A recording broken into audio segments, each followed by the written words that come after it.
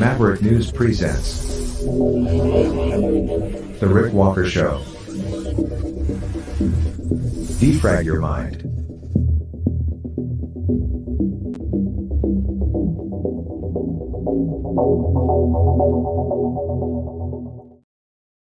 Good evening, Maverick family. Good evening, everyone from all over the world. And especially in Canada tonight, because we have big news, especially for freedom fighters. Pat King is back. And I know that will surprise some of you, but yes, he is back. Out of jail, still under house arrest. Strict conditions, but back on social media. And we will show you shortly, right here. He's appealing for help. We'll tell you about that. What else do I have for you tonight? Cluster munitions. Controversial, to say the least. Deadly. Maybe worse than deadly. Often maiming people. Often maiming children. Wounding people seriously. The use of cluster munitions. Controversial because when they don't detonate completely, when duds land, they can linger for decades. And in fact, we'll show you tonight that it's still a serious problem in countries like Laos. Also tonight, bracing, preparing, prepping for the worst. Economic pain. It's coming. Higher interest rates due within days. We'll talk about that as well. Stay with me. Lots to discuss tonight. Lots to share. I'll be right back.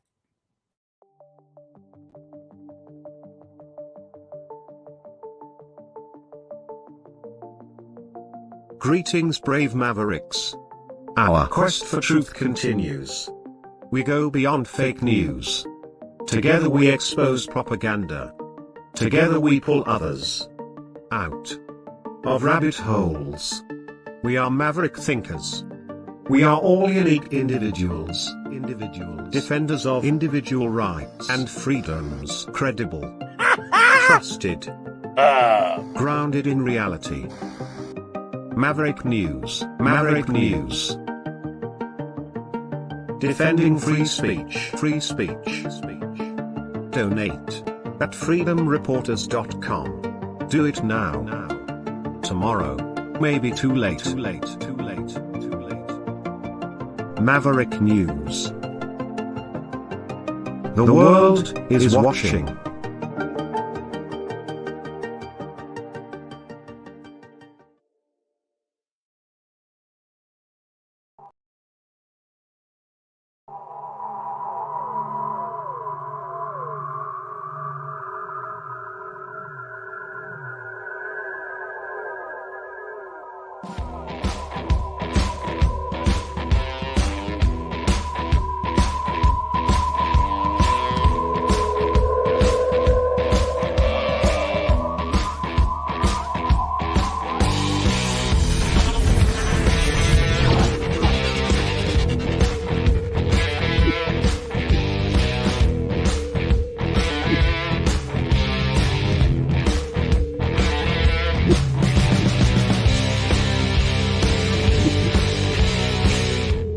Maverick News. The world is watching.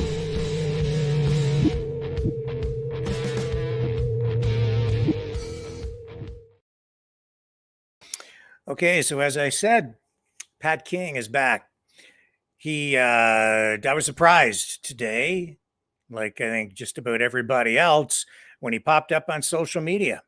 And for those of you who may have been living under a rock and you don't know who Pat King is, Pat King, freedom fighter, prominent figure during the Freedom Convoy in Ottawa, in jail ever since.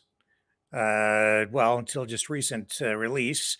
Now he's basically under house detention, severe restrictions, I guess. I don't really know what all the conditions are right now for him, but I do know that up until today, he was prohibited from using social media. They basically put a muzzle on him. Huge social media influencer, tens and tens and maybe hundreds of thousands of, well, at least tens of thousands of subscribers on his especially Facebook platform, where I think that's where he had the bulk of his social media followers. And tonight, returning to Facebook, the government, the courts have allowed him to have his Facebook page back for the purposes of fundraising so that he can pay for his rising court, his legal bills, pay his lawyers. I believe his legal fees are now up around $170,000. Now, he's still facing severe restrictions on what he can and can't say. I do not know exactly what those restrictions are, but he can have that page and he can use it for the purposes of fundraising to cover his legal bills. That is apparently all he's allowed to do with it. That's all he's allowed to talk about. But again, I just don't know the particulars of his conditions. So what can I tell you? He made an appeal tonight or earlier today, actually, for assistance in that regard, and also became reacquainted with thousands and thousands of social media followers who I guess have been waiting patiently for his return, the return of the king. And we'll run a little bit of what he had to say for you right here, right now. Here is Pat King on Facebook today.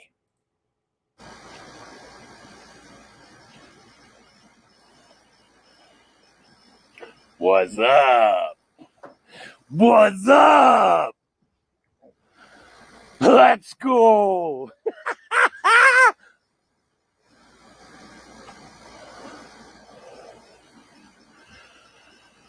Let's just put it this way, folks. Calm as a cucumber. Life is good. Let's wait till this little thing fills up a little more.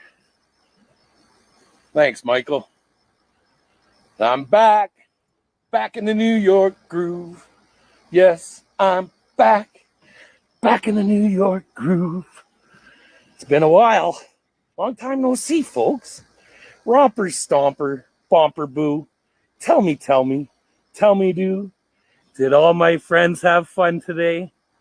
Because it's been a year and a half since I got to talk to you. Damn near a year and a half. But it doesn't come without some stipulations, folks. Unfortunately, I have a mountain of bills. So I was granted permission to have my Facebook back and have my platforms back so that I can pay for my lawyers. But hey, guess what? That's the only reason you get your Facebook back, is so you can help pay for your lawyers. Doesn't mean I can't drop in and say hi to all the people who supported me and backed me and said, hey, we got you, Pat. A lot of those people in the background deserve the biggest hugs and thank yous. And yes, Lynn, Chef, the one who saved your arse and my arse, thank you. To my girlfriend, Christy, thank you. To Kayla, to Nikki, to Chantel, to everybody out there who kept my mouth shut for all this damn time, I thank you. For everybody out there who stood there and supported me in the background, thank you. I just want to say to a lot of people, it's been one tough year and a half keeping this big mouth shut. But I did it. And that's not without trials and tribulations. That's not without its ups and downs. It's because, well, I didn't want to give them what they wanted. And I'm not going to give them what they wanted. But, ladies and gentlemen, I'm calling out for everybody. We're in a world of hurt. We're in a world of hurt. I'm $170,000 in the hole. Yes, my bank accounts are still frozen. Yes, I'm still under conditions. But I need everybody's help.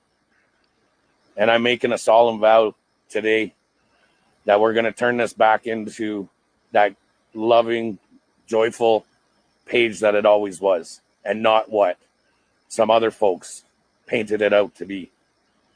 Now, I want to give it a little time because I know we got to let CSIS in here. We got to let the CIA in here. We got to let FBI, NIS. You got to let them all in here. So come on in. Come on in, guys. Come on in. Because unfortunately, those people have been harassing people all year. They've actually caused a few of my people to leave the country because they don't want to deal with the harassment anymore. But this page will and only be used for generating money for my lawyer's costs and fees. So we have some events coming up. I've been working in the background with some great people. We got a rodeo coming up in September. We're putting on a big rodeo with a concert, and we'll be promoting that and putting everything out and back on for posters and where to purchase tickets and all that kind of stuff. We've got merchandise up. Ladies and gentlemen, we're trying to do everything we can. I owe Christy's mom, I owe Lynn so much money for her helping me get out. And all I want to do is get her paid off and get my lawyer fees paid. Now, unfortunately, I'll give you the down low, the skinny. Here's the skinny. Mr. Paul Champ and his little thing that he's got going on there with the citizens of Ottawa still has my bank accounts frozen. I can't access any of my money. So for all of those there that are saying, oh, you ran away with all this money, I didn't. It's locked up, and he will not unlock it. He actually offered me a ultimatum to give a certain amount of money, and then he'd release my bank accounts. But then he reneged on the order, reneged on it. And he said, no, I'm not doing it. So he won't. And we're having a big, hard time with him right now. Unfortunately for Mr. Paul Champ, it ain't going to end up well for him. That being said, we need to generate funds. Hey, Gary Skinner! I just seen you in there, buddy. Oh, man, I haven't seen you. Where are you at? Where are you two by? Skinner! Right on. It's been a long time. Yep. It's been a while. But, guys, it hasn't been a fun road. And no, unfortunately, B, I'm not free. I'm not free. I still have a 10 o'clock curfew where the arseholes still come and knock on my door every night at 10 o'clock. They were just here the other night. I still watch what I'm doing, where I'm going, what I say, all of that. I still have to be very careful. Unfortunately, I'm on a microscope, under a microscope right now. I'm under a magnifying glass. And they're really watching what I'm doing. I'm not free. I'm not. As unfortunately, I wish I was. But life's been hell. I'm not going to lie. I've been stuck. Can't go camping now. I can't go anywhere. They've done a lot to me in the background. And unfortunately, I'm fighting for my freedom still. Now, that's not to say I don't have a great support team, because I have a wicked support team and I have a great group of people in behind me, and you know who you are. You know, to everybody out there that's been helping. I know, Derek. Thanks, buddy. Thanks, Derek. That Naomi, oh, there! Look at all the people I haven't talked to all these people for so long. This is awesome. I don't want to say hi to everybody, but you're going by so freaking fast, man. Thanks for all the kind words. Thanks for all the kind prayers and everything. Thanks for everybody who, didn't forget about me. I know a lot of people were like, whatever happened to Pat? Well, they did a good number on me, guys. They did a good number. And if you think for one instant that this ain't going to happen to you, it will. It will. So pinned to the bottom there is donation emails. All funds have to go to my lawyer. So if you feel it upon yourself to help and donate, we've got some other things going too. So there's merchandise. My webpage is back up. We'll be putting on an online store on there as well. We'll be putting on all the merchandise that's there. They put up, we're just getting everything started. This just opened just now. And I'm glad to see those numbers. Those numbers are still there, which makes me so grateful for every one of you. Because it shows me that you're not done yet. You're not done. And that's good because you're still supporting and you're still behind us. I love each and every one of you guys. I always have, and you know that. I love everybody's support, kind words, and doggone it, I just love y'all. I still can't talk to George. I still can't talk to Tamara, Chris, all of them. I can't talk to any of those people. And rightfully so, right? We're all, I got to watch my words, I'm being told. So, you know what they painted us as, that big, broad paintbrush that they said we all were. But this site now has only been, and sole purpose now, is to help pay for my lawyer fees, guys. I know it sounds horrible and everybody's doing their thing, but I'll tell you, they're not playing fair. And we have to, I'll put it this way, we have to get a good defense because the precedence this will set if these charges are being found guilty is not the precedence that you think. Oh, they found guilty, blah, blah, blah. This is going to go far and into the future, and it's going to make it so none of you will be able to step foot on the ground with a protest sign in your hand because you won't be allowed to because they made a set of precedents. So yes, I'm watching my words, but at the same time, be careful, folks. Be careful what you say. Be careful what you do because they're under us like an ant with a magnifying glass, just trying to burn your little leg so you can't run as fast or you end up spinning in a circle. So I'm asking for everybody from the bottom of my heart, help. Help. Unfortunately, I'm not allowed to write a book. Unfortunately, I'm not allowed to tell interviews and rub elbows with the, celebrities. But I can run auctions. I can run fundraising campaigns. And I can run events, of which I will be. This is a little impromptu to stay tuned for Sunday night.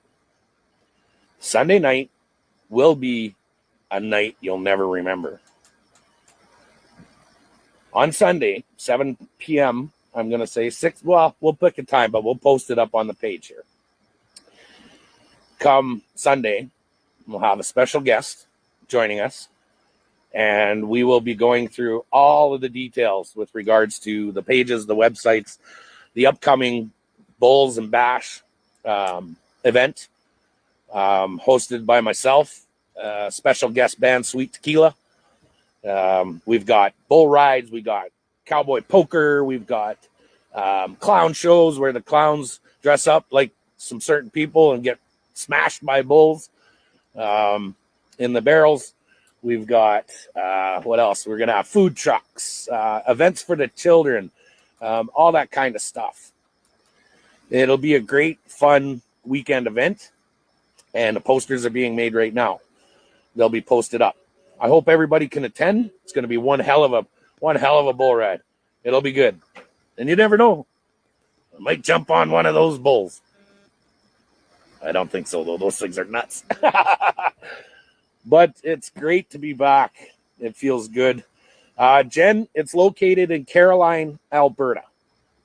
And it'll be in the middle week of September 15th, 16th, and 17th. We're just getting things started, and then we're going to launch it. That being said, there's a lot of great people involved in the background that are going to be taking part in it, that are going to help out, and that are going to be there. We're going to be needing volunteers for taking tickets. We're going to need a lot of support from everybody.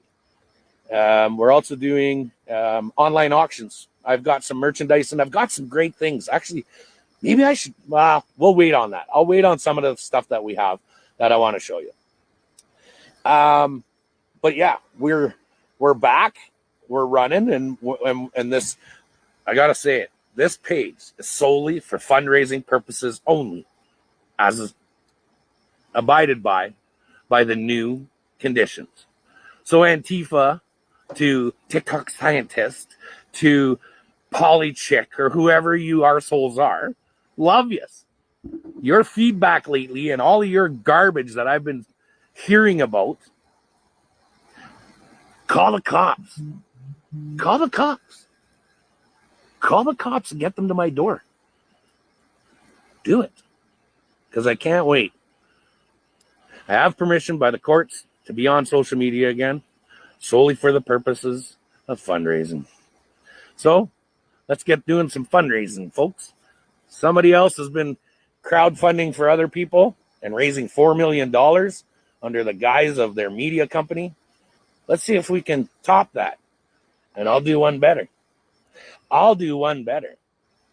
For every donation that's donated, for all the fees that are accumulated and paid for, and once the lawyer fees are up, whatever is left over, those funds will go directly to truckers that didn't get help. And it'll go with whatever's left over to veterans associations like originally planned that are non-government funded. So all remaining funds will be donated to the appropriate people that deserve it. And that's you guys. That's the ones that have been left in the dark, like me, for the last year and a half. And we will help you. I will make it my solemn mission to help everybody out there with whatever you need. And that is my pledge to you, the people, because it was you guys who supported us, and it was you guys who deserve it the most, not me. I just got a big mouth. That's all I got, and I come with some facts too, so there's that. But those silent majorities, those people that were there, the support will be there for you when I'm done. And that's my solemn vow. Because believe it or not, I'm nothing without you guys. I'm nothing. And I'm happy to take a little step back and make sure that you guys get help too. So, that being said, I'm going to sign off because I just wanted to let everyone know, guess who's back? Back again. Patrick's back. Tell your friends. Guess who's back? Guess who's back? Guess who's back? Guess who's back? Nah, nah, nah. There you go. Spread it far and wide, ladies and gentlemen. Get it out there. Tell everybody. Let them know. The King has returned. Sunday night, 6 p.m. We'll go for 6 p.m. Sunday evening. Special guest and a lot of new stuff coming out. Ladies and gentlemen, share it far and wide. To all my haters, I love you. I love you. You guys are awesome. And to all of the people that are out there and just, if you're having a hard time today, just remember, God loves you. He's here for you. He's listening. You just got to talk to him. Take that step. If you need help, if you need somebody to talk to, reach out. This shit is getting crazy. And some of us just need a shoulder to lean on sometimes. Don't be afraid to reach out to people.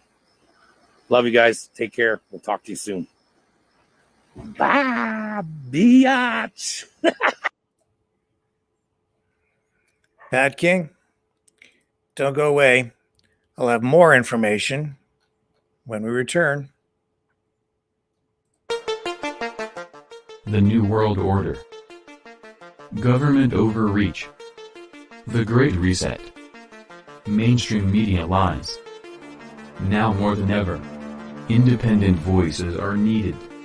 Donate now at freedomreporters.com. That's freedomreporters.com. Maverick News. The antivirus program for your mind.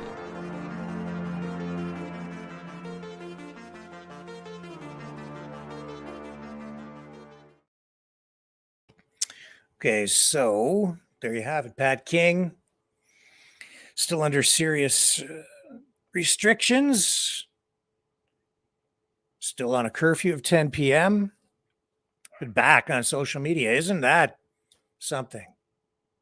He's back on Facebook. We're banned on Facebook. Interesting development. You'll notice too that on our Facebook pages, the content that has been posted is being systematically purged. I'm doing that. We're cleaning the pages off. That is because of what Facebook has been doing through censorship. Now, this new freedom convoy that people have been talking about, I'm going to tell you the most recent information that I have about that. We're going to save that for the next, for coming up after the next break. I'll explain what I have in terms of the latest information on that. And interesting too to hear Pat King refer to some media company that has raised, he said, $4 million under the guise of a media company. Does anybody know? I'm just going to check the chat. Does anybody know what media company he is referring to? I'll just let the I'll just see if there are any comments coming back in the chat there. I don't know what he's talking about there, but that kind of piqued my interest. I mean, the only media company I know, like independent media company online in Canada that I would think has the ability to raise that kind of money would be maybe Rebel or maybe True North. But I don't think, well, I don't know. Don't know. I just don't know. Yeah, somebody else. Robin says Rebel News, maybe. Maybe. I just don't know. Even for them. Yeah, Queenie says, you know, I do, Rick. Yeah, can you tell us which media company that is? Or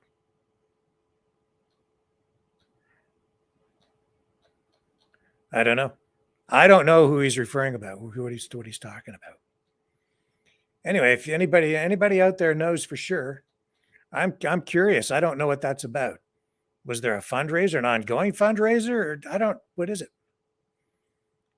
Marie Louise says Rebel News. That would be my first guess, just because they have built that up over years. The subscription base.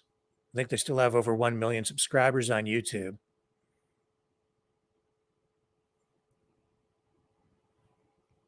So I don't know. Maybe we'll find out by the end of the broadcast. My guess is Rebel, but we'll see. So we'll come back to the convoy, and I'll fill you in on the latest details on that.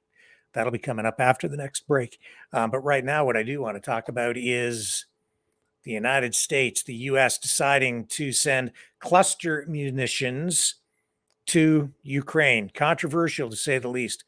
President Joe Biden has decided to send the U.S. some U.S. stocks of cluster munitions over to Ukraine to use against Russian forces.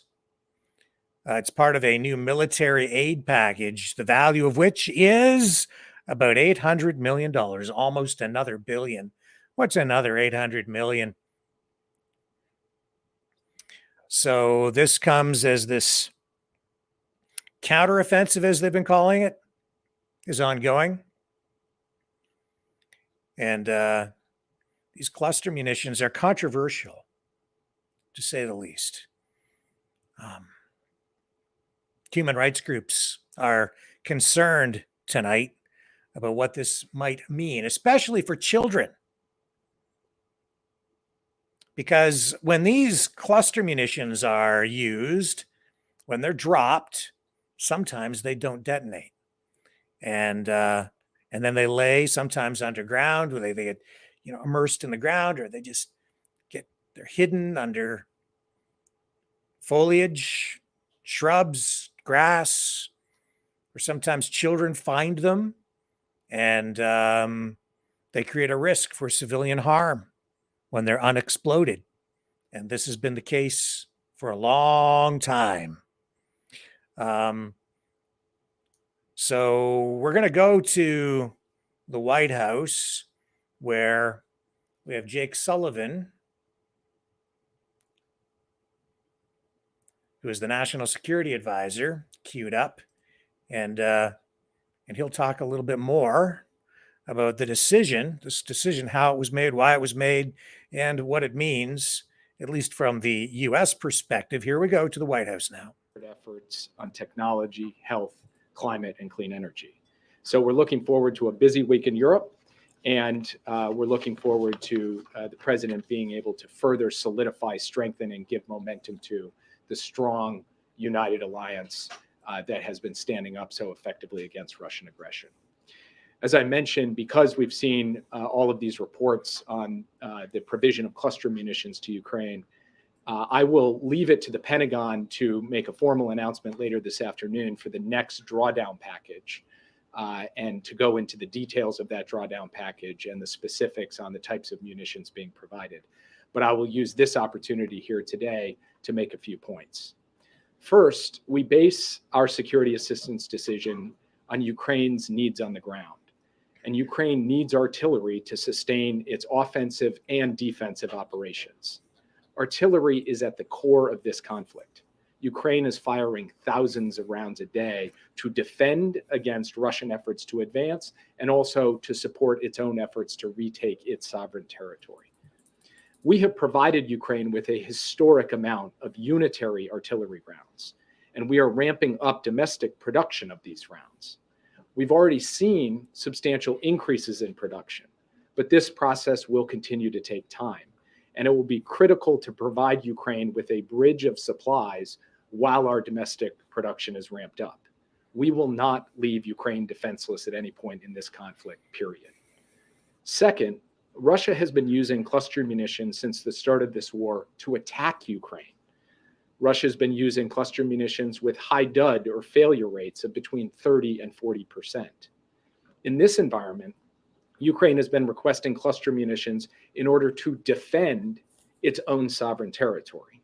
The cluster munitions that we would provide have dud rates far below what Russia is providing, not higher than 2.5%. And third, we are closely coordinating with Ukraine as it has requested these munitions. Ukraine is committed to post-conflict demining efforts to mitigate any potential harm to civilians. And this will be necessary regardless of whether the United States provides these munitions or not, because of Russia's widespread use of cluster munitions. We will have to continue to assist Ukraine with demining efforts no matter what, given the significant use of cluster munitions already perpetrated by Russia. So the bottom line is this. We recognize that cluster munitions create a risk of civilian harm from unexploded ordnance. This is why we've deferred the decision for as long as we could. But there is also a massive risk of civilian harm if Russian troops and tanks roll over Ukrainian positions and take more Ukrainian territory and subjugate more Ukrainian civilians because Ukraine does not have enough artillery. That is intolerable to us. Ukraine would not be using these munitions in some foreign land. This is their country they're defending. These are their citizens they're protecting. And they are motivated to use any weapon system they have in a way that minimizes risks to those citizens. So with that, I would be happy to take your questions. Annie. Thank you so much. Annie Linsky with the Wall Street Journal. I was hoping you could comment on news earlier this week that the Russians may be open to a prisoner swap for Evan Bershkovich. And I also had a question for you about how the uprising by the Wagner Group may, in your view, impact Russia's leaders' willingness or lack of willingness to make a deal that would release Evan. So first, as Karine mentioned before, today is the 100th day of Evan's unjust and unlawful detention.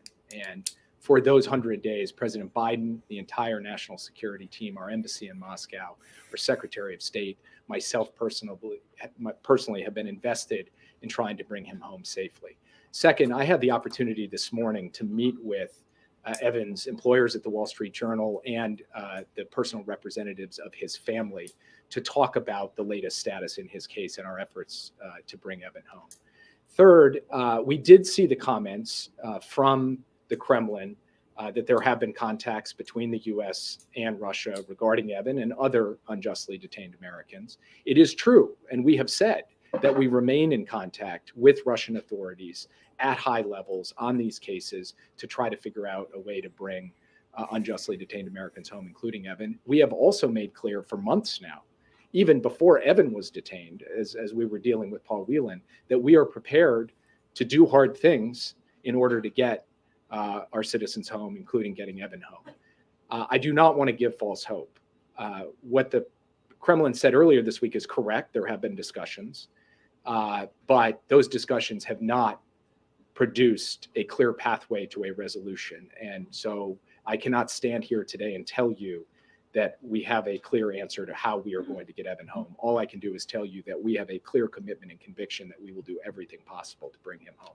With respect to the question of whether the recent actions by Prigozhin and the fallout from that creates new openings or opportunities, I can't say that I have perceived that directly, but of course, this is a story that continues to be written day by day, so we will have to see how things continue to play out in Moscow. In the meantime, we're going to stay laser focused on doing everything we can, both directly with the Russians and then with other allies and partners around the world who are invested in his safe return to try to get him out as soon as possible.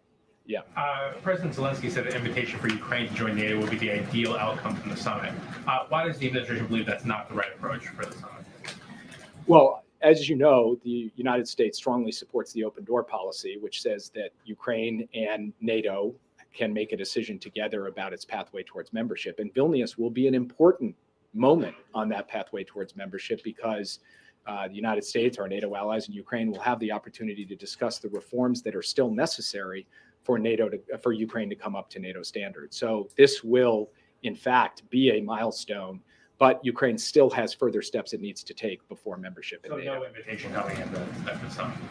Ukraine will not be joining NATO coming out of this summit. We will discuss what steps are necessary as it continues along its path. The cluster munitions, what convinced President Biden this was the right time to do cluster munitions, given the concerns? Did allies express concerns to him? And are you suggesting that the reason you're providing cluster munitions is because Ukraine is running out of unitary artillery rounds? Is it the backfill that? So first, we have been looking at this for quite some time. And what we have been weighing is this basic question of civilian harm. The challenge of cluster munitions, as you know, is that even at low dud rates, there are some unexploded ordnance that is left, and that could potentially pose a risk to civilians down the road. So we did not immediately come out of the gate and provide this. But we had to balance that against the risk to civilian harm if Ukraine did not have sufficient artillery ammunition. We are reaching a point in this conflict because of the dramatically high expenditure rates of artillery by Ukraine and by Russia, where we need to build a bridge from where we are today to when we have enough monthly production of unitary rounds, that unitary rounds alone will suffice to give Ukraine what it needs. So as a result, this is the moment to begin the construction of that bridge so that there isn't any period over this summer or heading into this fall when Ukraine is short on artillery, and being short on artillery, it is vulnerable to Russian counterattacks that could subjugate more Ukrainian civilians. That is the thinking behind our decision. We consulted closely with allies in deciding to do this. And some allies who are not signatories to the Oslo Convention embraced it with open arms, said this is absolutely the right thing to do.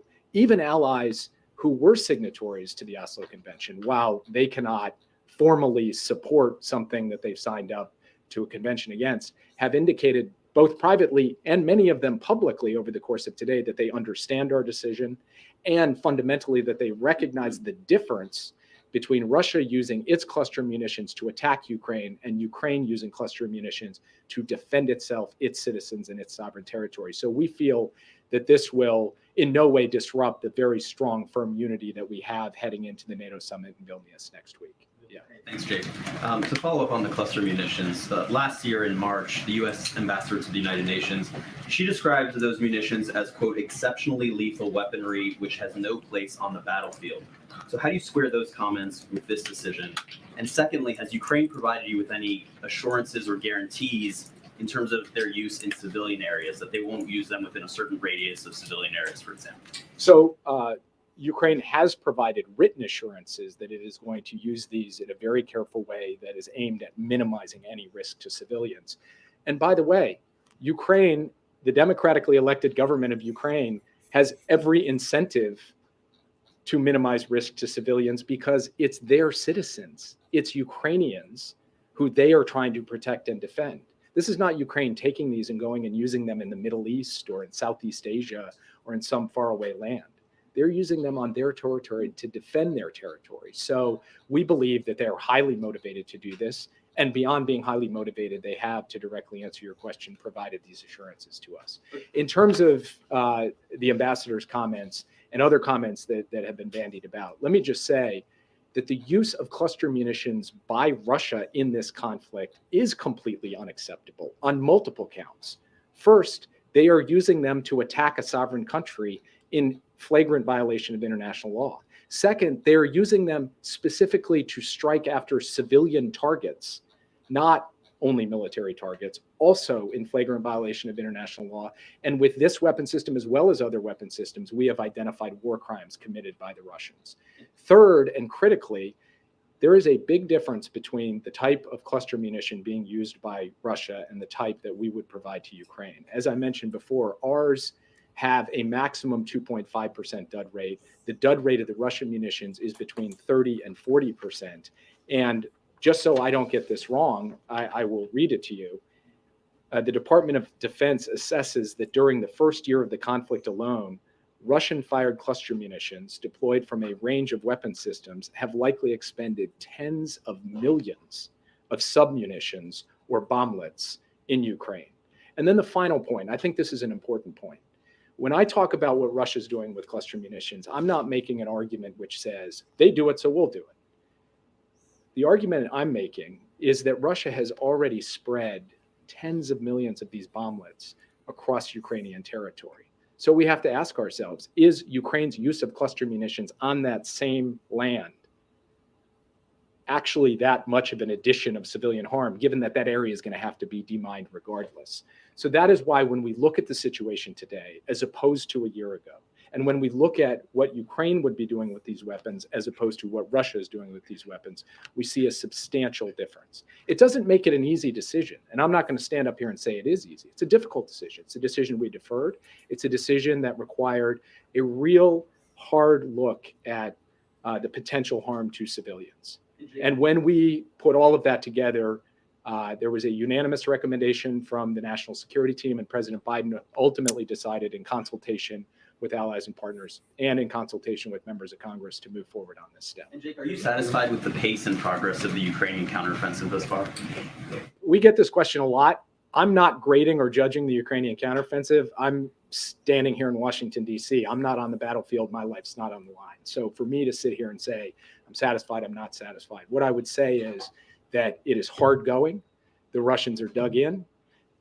They have thrown a lot of defense in manpower and munitions at this, and the Ukrainians have bravely, systematically been punching and pushing forward and will continue to do so. The Ukrainians also have a substantial amount of capacity. They have not yet committed to this fight. So the story of this counteroffensive is far from written, and we will continue to support Ukraine along the way. Yes. You said that Ukraine provided written assurances for how they would use these munitions. When was that provided? And also, can you just provide more details on What are those assurances? Does that So have they location? provided them in the context of their written request to us for these munitions. So they reached out and requested them. I couldn't give you the exact date, but some weeks ago. And in doing so, the assurance that they provided was that they intend to use these munitions in a way to minimize the exposure of civilians. So outside of civilian areas and outside of areas that civilians traffic.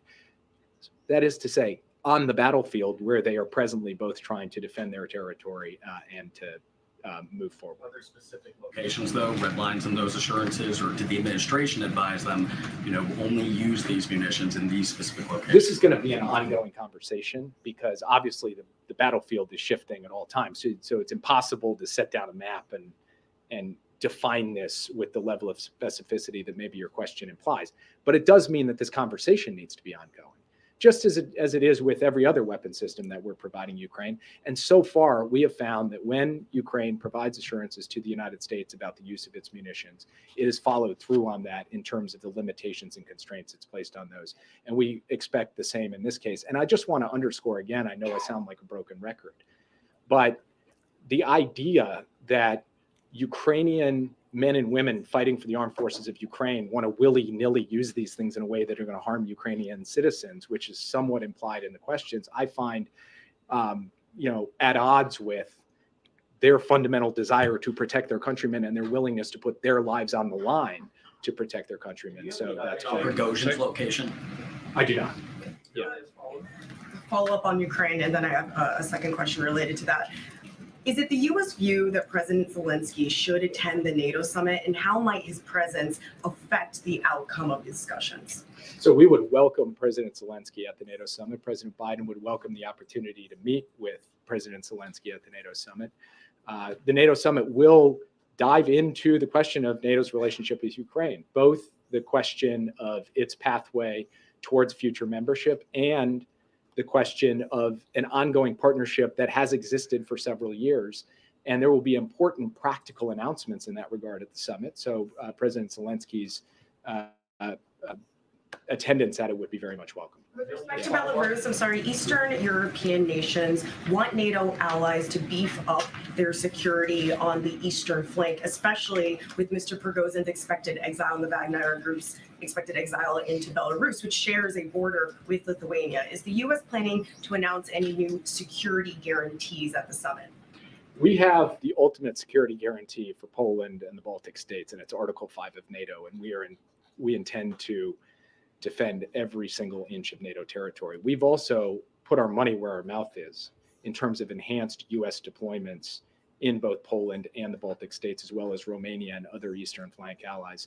I had the opportunity this morning to meet with my counterpart from Poland, the Polish National Security Advisor.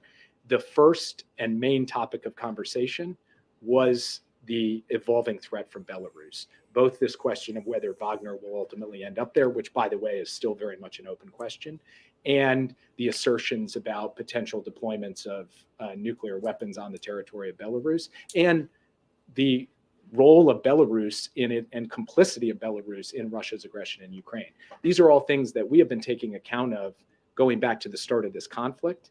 And we constantly look at everything from the positioning of NATO forces to the pre-positioning of various stocks and ammunition in the eastern flank.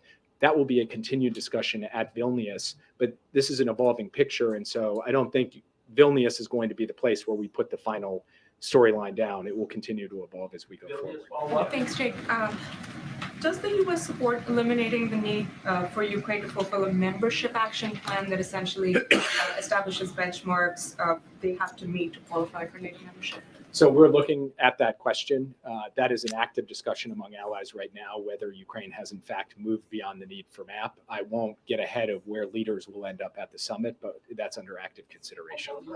Just one on a bilat with Erdogan. Is this going to be a pull aside that the president is planning to have, or will this be like a full-blown bilateral meeting to discuss Sweden's NATO membership? I don't have anything to announce today, but I think you can expect that President Biden and President Erdogan will talk in Vilnius. In exactly what format that takes remains to be seen. Two questions. First on the munitions. Germany has opposed them. Does that suggest any cracks in the alliances to you? What do you make of that opposition? Okay, so we'll wrap it up there. You can see exactly what's going on. More escalation, more weapons, more money, 800 million being sent again today, almost another $1 billion of taxpayer dollars going to Ukraine. It's like a never ending money pit, man. It's just ongoing. What are these cluster munitions? How do they work? Well, let's show you. I have this queued up to explain what it's all about. Okay, this is from News Direct. Okay, can't take credit for this animation, this explanation, but let's show you how cluster bombs work. Cluster bombs can be dropped from an aircraft. They open in midair, dispensing hundreds of submunitions or bomblets over an area roughly the size of a football field, and causing immense destruction. The submunitions often fail to explode on impact, and thus pose a serious threat to civilian populations, especially children. Got the picture? Serious problem. Here's another explanation that might drive the point home in a more realistic way. These types of munitions have been used for decades. มีประมาณซึ่งบรรจุบอมบี้ประมาณ670 ลูกเปิดอ่าน Got เบิ่ง the ตัว picture. Here you go. บอมบี้10 ถึง 30 ล้านลูก Deployed from aircraft. ระเบิดแบบกระบังบ่ระเบิดนั้นเนื่องมาจากหลายเหตุผลถ้าว่ากระบังเปิดอยู่ต่ำเกินไปลูกบอมบี้อาจจะบ่ปิ่นเพียงพอเพื่อให้วงจรการห่างของพวกมันสมบูรณ์ Look at all those bomblets. ที่มี2เปียงก็จะเปิดออกจากกันพวกมันก็จะฟ้องออกการทิ่มระเบิด Fly open. หนึ่งในประวัติศาสตร์หลายๆตัว And look at this. เราก็เคยเห็นดินแดนทิ่มลงใส่ลาวระเบิดส่วนหลายบ่แตกที่เฮ็ดให้เขตชนบทเต็มไปด้วยระเบิดบ่ทันแตกหรือบอมบี้จำนวนหลายที่สุด Why do human beings do this to each other? And when they don't explode, they lay on the ground. And they create a hazard that can be there for years and years and years, such is the case in Laos. I have some information about that right here. U.S. cluster bombs still killing in Laos. Here, let me show you.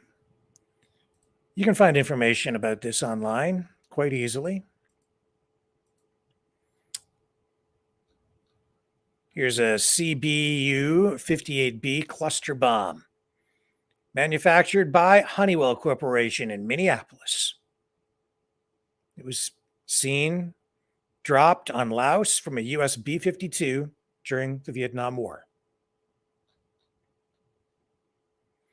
So, as we just showed you, they drop these things, then they open up midair, and then these little bomblets or bombies are dispersed, and they then rain down over an area where they explode. Hundreds of them.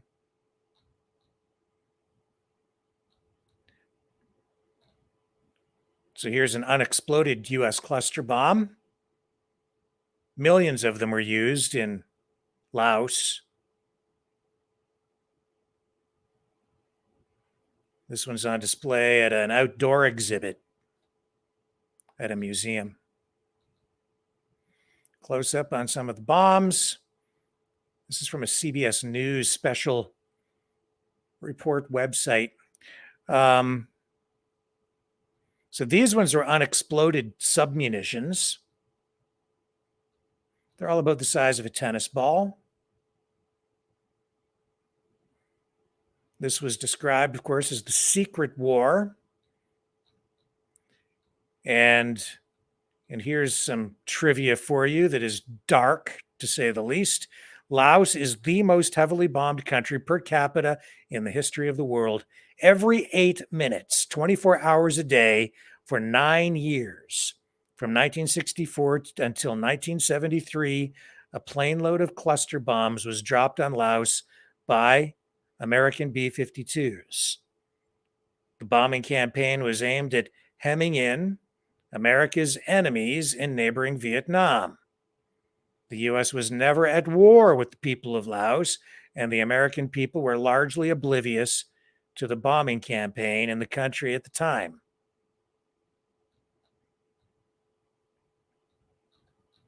And so, even today, many of these bomblets present a hazard. Here's an 8-year-old boy who was injured from shrapnel.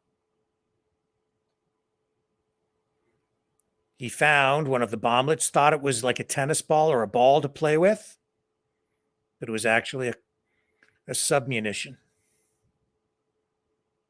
Lucky to be alive and still lucky to have his arms and legs. This young man, not quite so lucky, lost a hand, severely injured his other arm. And so they still sweep for mines today. They look for these munitions decades later. Here's a demining technician.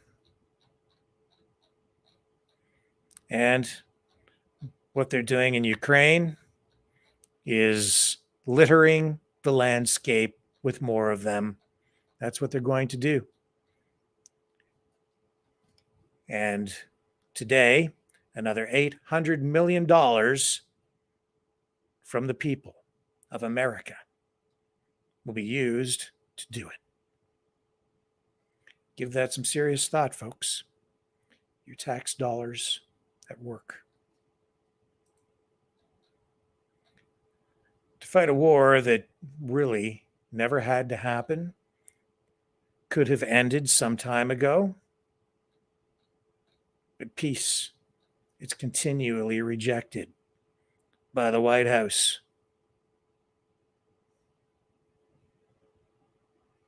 Because they said today that they find the situation with Russia intolerable. I'll be right back. The New World Order.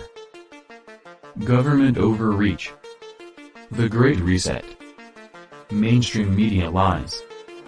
Now more than ever, independent voices are needed. Donate now at freedomreporters.com. That's freedomreporters.com. Maverick News. The antivirus program for your mind.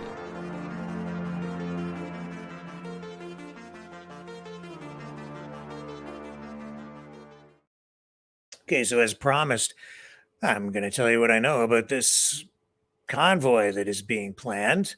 This is the information that has been released so far from various people who have become involved in this, and the information flowing in here because we're a news organization and that's our business, right? That's what we need to, that's what we're charged with every day. That's what we're tasked with, is finding out what's going on. We just brought you the information from Pat King. That's news. That's why I ran his video for you. So that's an interesting development on the freedom front. And there was no mention of the convoy, of course, from him, because he is only allowed to use his social media platform now for fundraising to help cover his legal bills.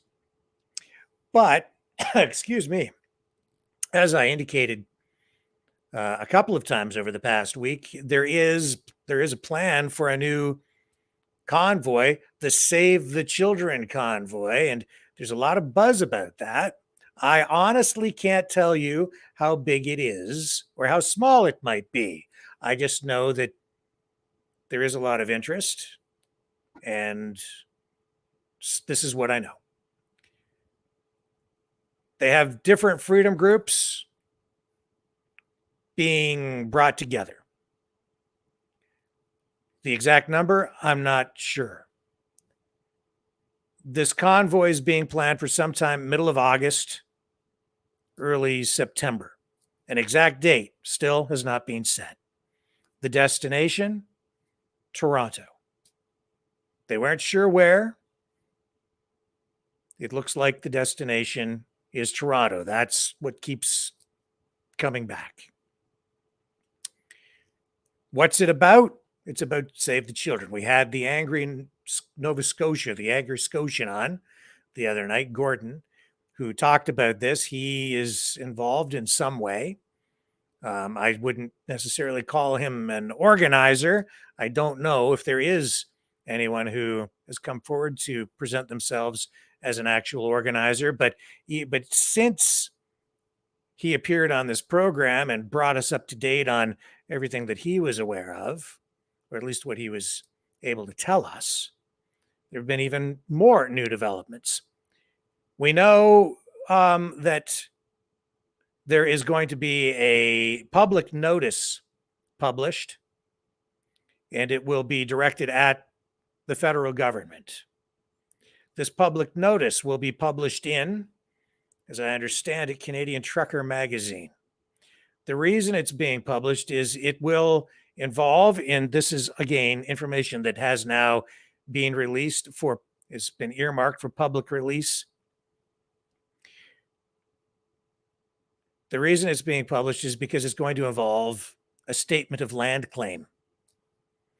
And this land claim is going to come, or as I understand it, it's involving First Nations peoples. This document, which is going to be published sometime over the next week or so, and will be there for everyone to see, has been signed by a number of prominent people who come from First Nations communities. Exactly who those people are, there is some information out there, but we'll wait until we see the actual document published, as they say they're going to, before releasing any of that information. So that's kind of where that is at. And this land claim, I guess, or statement aimed at the federal government is an integral part of whatever their plan is. Some people concerned, of course, that police may simply intervene at some point. But from public statements, again, already made from some of the people involved in this, they seem to think they have a plan to circumvent that. Don't know what that is. So I still don't know. Nobody seems to know. At least there's no public statement being made on a specific date. We don't know what the specific plan is. We don't know a lot of things, but there is a plan that seems to be coming together. We also know that there were meetings that took place out in Alberta just about a week ago, and I think there were, they talked about people coming together. They're under unity, and so that is what is happening with the Save the Children convoy, and that is the focus of the whole thing, as you heard during the Angry Scotians interview here on the Maverick News channel. And that was just about a week ago, not quite a week ago. So we will continue to follow this information. I'm sure will continue to flow here. I've said that we will keep everyone up to date. We have our ear to the ground. We have pipelines of information on all kinds of different stories coming in here, including this one. And as the information flows here and we are able to release it to you, we will make you all aware. So prepare. Something is coming down. I don't know how big it's going to be. And again, I don't know how much traction they're getting with this. I would say that even though he can't be involved, as far as I can tell, and even though he made no mention of it in his social media post here today. The return of Pat King to social media has got to put the wind back into some people's sails, I guess, on the freedom side. I don't know where it goes from here, folks, but I do know this. We're going to sit back and wait, see what happens, and convey the information to you in due course. I shall return. Don't go away.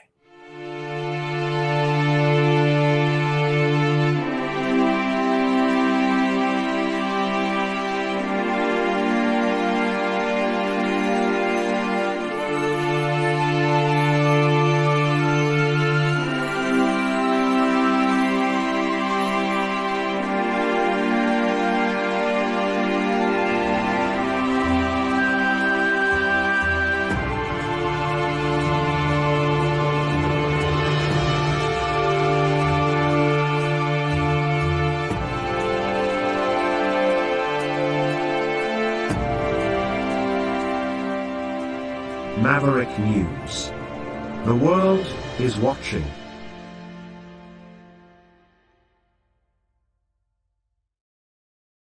All right, I'm back. What else do we have tonight to talk about? Well, we've got a few things.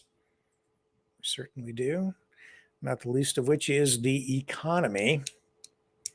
I would say big trouble on the economic side. The Bank of Canada in Canada, for instance, expected to raise interest rates next week.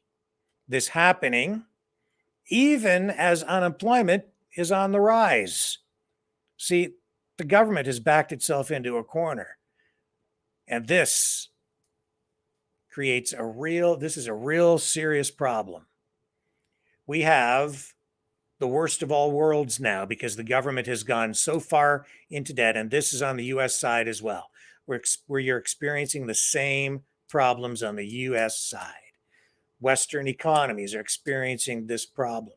Why? Too much money is being spent, too much new money is being printed, has been printed.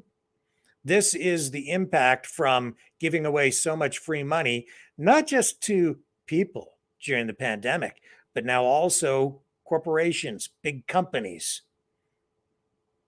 in the wake of the pandemic, and these efforts to restart the economy without a corresponding increase in production because the governments are so focused on getting us to a place where you will own nothing and be happy.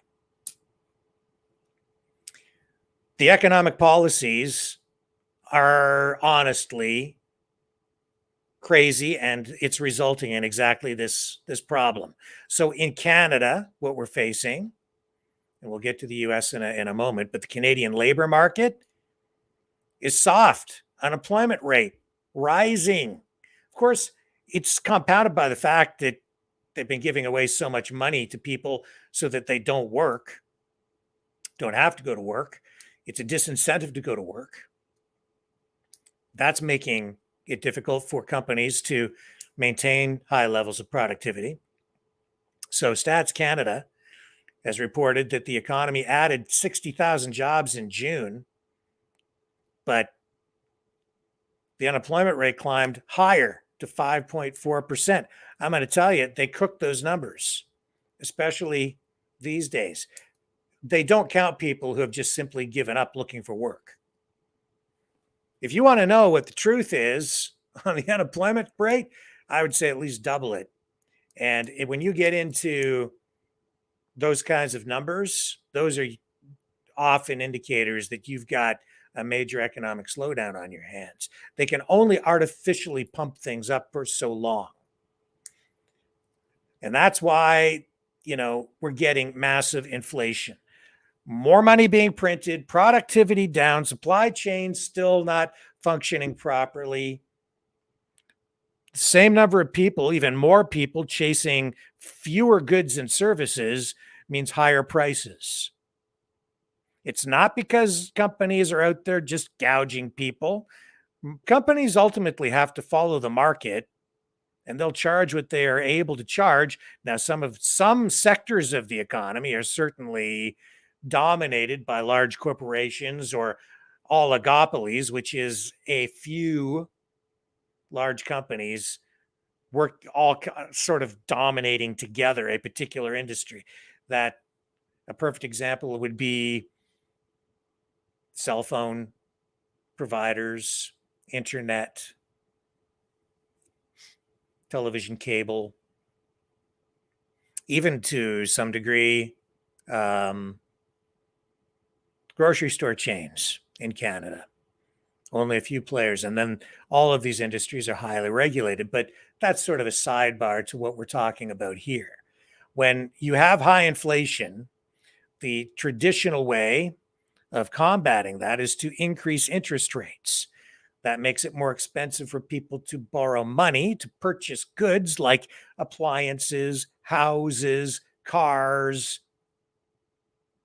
or do anything with borrowed money. The borrowed money becomes more expensive. That generally has the effect of slowing down consumption because people stop buying so much, in particular larger, bigger ticket items.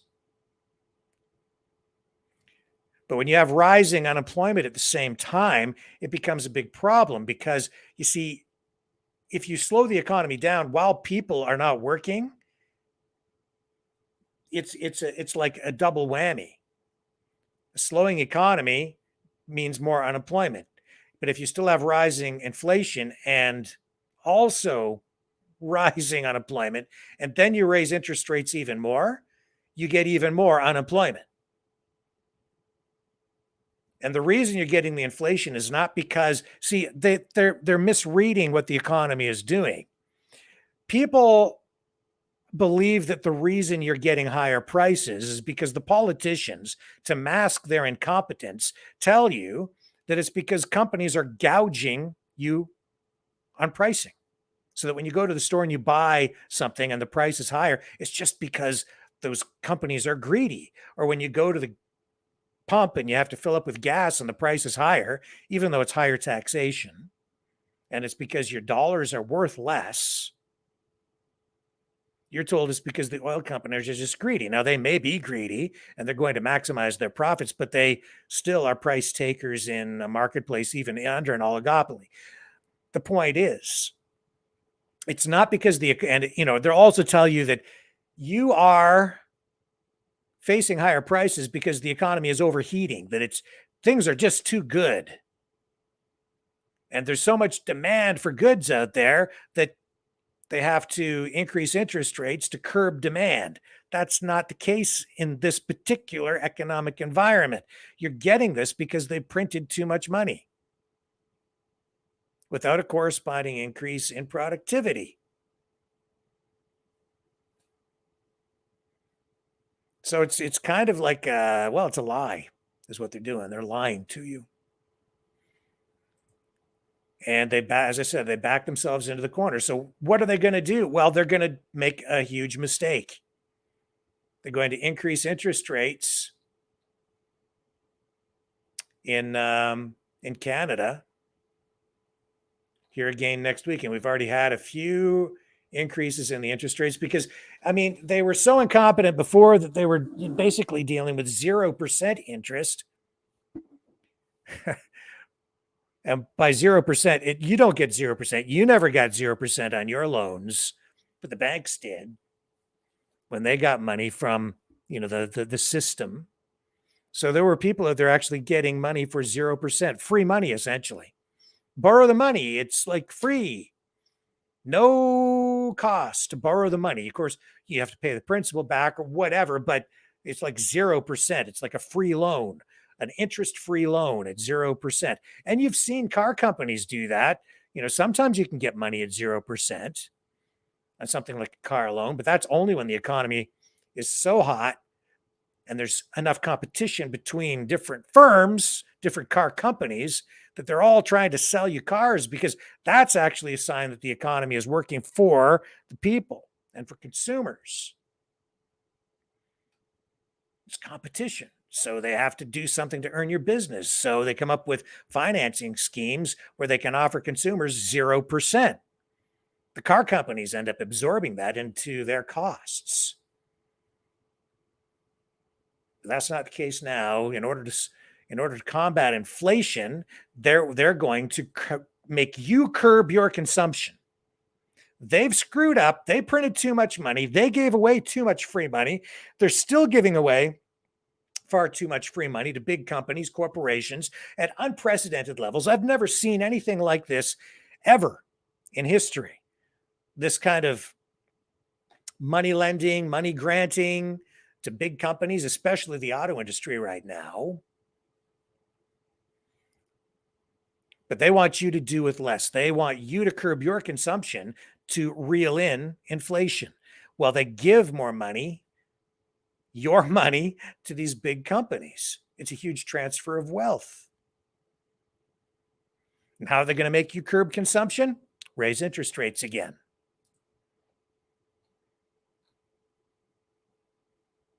So what are we looking at here next week? Well, the June labor market data was mixed last month. Bank of Canada went through the second straight 25 basis point interest rate hike. That's what they're looking at next week. Another 25 basis points. So where are we at then? So the central bank chose to end its pause on rate hikes last month after a string of economic data showed that its interest rate hikes were not cooling off the economy fast enough. And so they did increase the percentage for the key prime rate at 4.75, went up another 0.25%. So it's at 4.75 right now, I believe. That's the highest it's been since 2001. And yesterday, I think I told you it was going to go up another 25 basis points is what is expected next week. And that will take interest rates to a new high, the highest that we've seen those rates in 30 years plus. Wage growth is also stagnated. That means that people are not getting raises, even though the cost of living has increased. They did increase the minimum wage in many parts of Canada, but it didn't make any difference, honestly, because that additional money pumped into the economy also contributed to inflation. And because of the overall inflation rate, I think basically that increase in wages was eaten up by higher prices. And I think actually, if you look at the data today, those people who received an increase in their minimum wage, in terms of real spending power, they're further behind today than they were when they received that minimum wage increase. Not so much for the big corporations, though. They've never had it so good. They're awash in cash. Now, that's a complex question in itself because corporations are really just, they're owned by shareholders. If you have mutual funds, stocks, whatever, you're a part owner in these companies. The public owns them if they're on the stock market as publicly traded companies. So it becomes a little bit complex that way, but the reality is those big companies are controlled by CEOs, executives, people at the top who are extremely well paid to do what they do. So that's where we're at. And Biden is still on tour selling his Bidenomics, a pejorative smear from Republicans aimed at him. He is trying to take that phrase and wear it like a badge of honor and turn that negative into something positive. And here's Biden again today, still on his little public relations tour, trying to sell his economic theories to the public. We told you yesterday that his approval rating on the economy in recent polling is only at 34%. That's why he's on tour, has been for the past couple of days now, trying to talk about the economy, telling everyone what a great job he's doing, how more jobs are being created, and how he spins those numbers. The thing about stats is, if you know what you're doing, or maybe even if you don't know what you're doing, then you have to do what he does, which is take those numbers and make them say things that you want them to say. Anybody can do that, but it doesn't mean that you're necessarily getting to the truth. Well, here's President Biden today delivering remarks on lowering the cost of living for people, for hardworking Americans. Distinguished guests, the President of the United States, accompanied by Corey Dowd. Will he trip and fall is the question. Can he walk to the podium and remain in an upright position?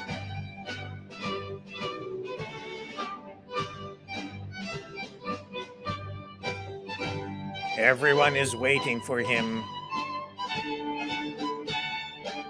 to see if he can make it up the steps. Oh, phew. Yay, he made it! Yay!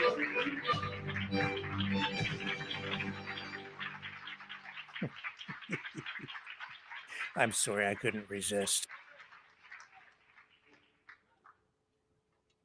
Hang on a second here. Let me skip past some of this stuff. We'll get to the good stuff. I don't know. Here we go. Airline costs, tickets. All right, here's Sleepy Joe. Some of the folks working with me thought it's not that big a deal. But in America, it sounds corny. Corny, like fairness is something we kind of expect. And I don't know anybody who likes being viewed as having been played for a sucker, taken advantage of. People are ready to meet their responsibilities. But I think this is a big deal.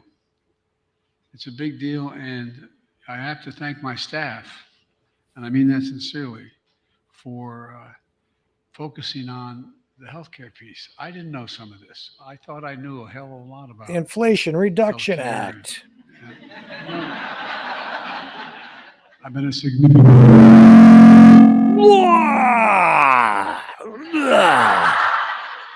I've been a significant consumer. What was that? My family has as well. But look, Corey, your story, it turns out, is a very familiar one to too many Americans. You try to do the right thing, only get ripped off instead. And too many nights, too many Americans lie in bed, staring at the ceiling, worrying what will happen if their spouse gets seriously ill. What will happen if something else happens to them? Do they have enough insurance? Will they have to, how are they going to pay their medical bills? Will they have to sell their home?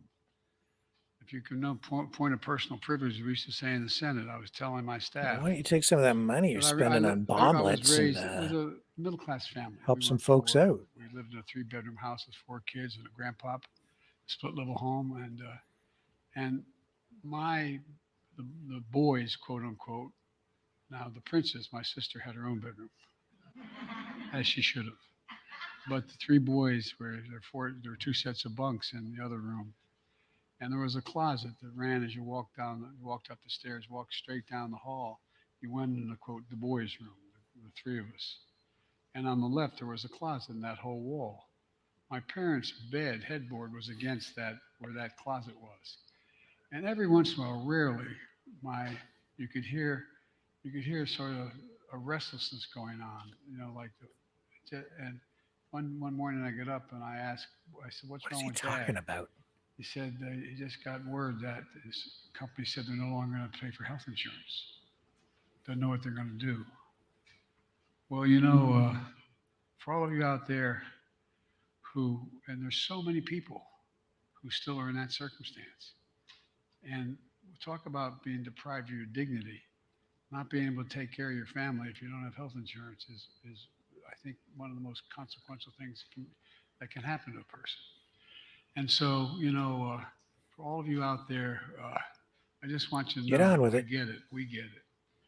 We have your back, and we're never going to stop fighting for you, and I promise you that. Since I've been in office, we've been carrying out my economic vision. Oh, my God. Ah, ah.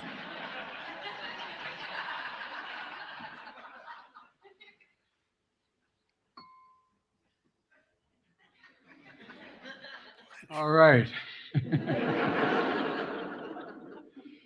carried out my economic vision to move from trickle-down economics to what everyone on Wall Street Journal, from the Wall Street Journal, Financial Times is calling Bidenomics.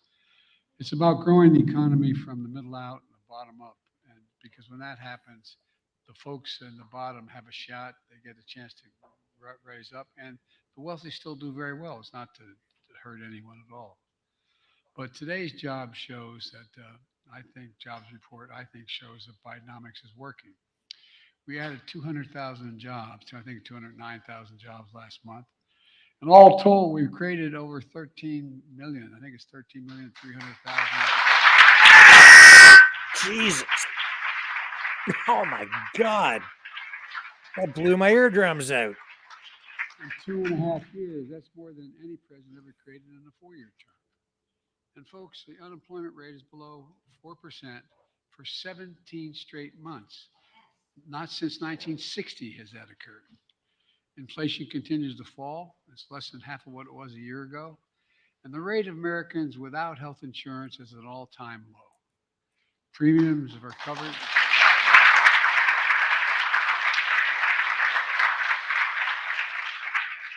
Payments for coverage of the Affordable Care Act are $800 less per person than before I took office. And that's Bidenomics. Today, I'm joined by healthcare advocates and leaders. Many of I've started to name you all. We'd be here all night. But I want to talk about key parts of my economic plan. We're protecting consumers and reducing healthcare costs without in any way hurting insurance companies, docs, hospitals, or anybody else. You know, my State of the Union address, I outlined our fight to end junk fees and hidden charges for companies who sneak into your bills things that you don't think you're going to pay for. Each year, those junk fees cost hundreds of dollars a month for tens of billions of dollars, weighing on down family budgets and making it harder for people to pay their bills. Junk fees may not matter to the very wealthy, and it's not the wealthy's fault, by the way, but they matter to working folks in homes like the ones I grew up in. Over the past few months, my administration has cracked down on junk fees across different industries. Junk Banking, fees, hotels, concerts, healthcare, tickets, airlines, cable, internet, and the internet. And today I'm pleased to announce that we're making some progress in healthcare. First, my administration is cracking down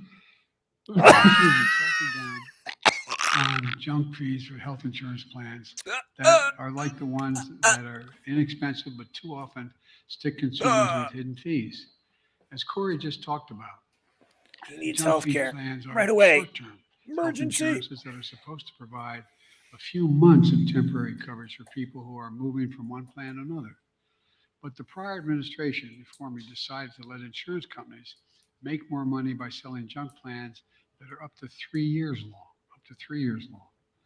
Americans thought they were buying temporary insurance that would provide real coverage in those plans. Instead, many have been saddled with thousands of dollars in medical bills these junk fees don't cover. And I think it's outrageous. There are two main ways junk fees stick you with the high bills. The one way you just heard from Corey. This you need is an emergency surgery to get an appendix removed. This is a microeconomic policy that is almost inconsequential in the overall scheme of things that he's selling to the American public as a macroeconomic policy that is supposed to fight inflation. It will be completely ineffective. It will not work. It's just a distraction, a red herring. Like cancer and heart disease. That was a way to get around that. Just imagine if you had a heart attack and you expect your insurance company. A heart attack, I think it sounds like you were about to have when you're cancer. You expect your insurance company to pay for it. But they dig into your medical records, discover you had asthma as a kid, claim you had a heart attack as a pre-existing condition, and then refuse to pay. Folks, that's not health insurance. That's a scam. That's a scam. It has to end. And folks,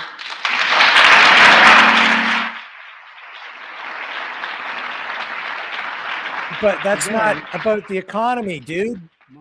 administration is issuing a new rule that would close the loophole that allows these junk insurance plans to exploit Americans.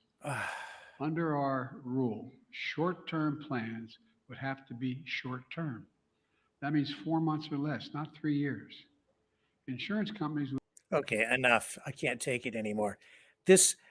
What he's talking about is a healthcare plan, healthcare systems, these junk fees. It's like he's going to combat inflation by saying that when you go to buy an airline ticket, they're going to prevent the airlines from charging you extra fees for an extra bag. That's not sound economic policy when you're talking about inflation.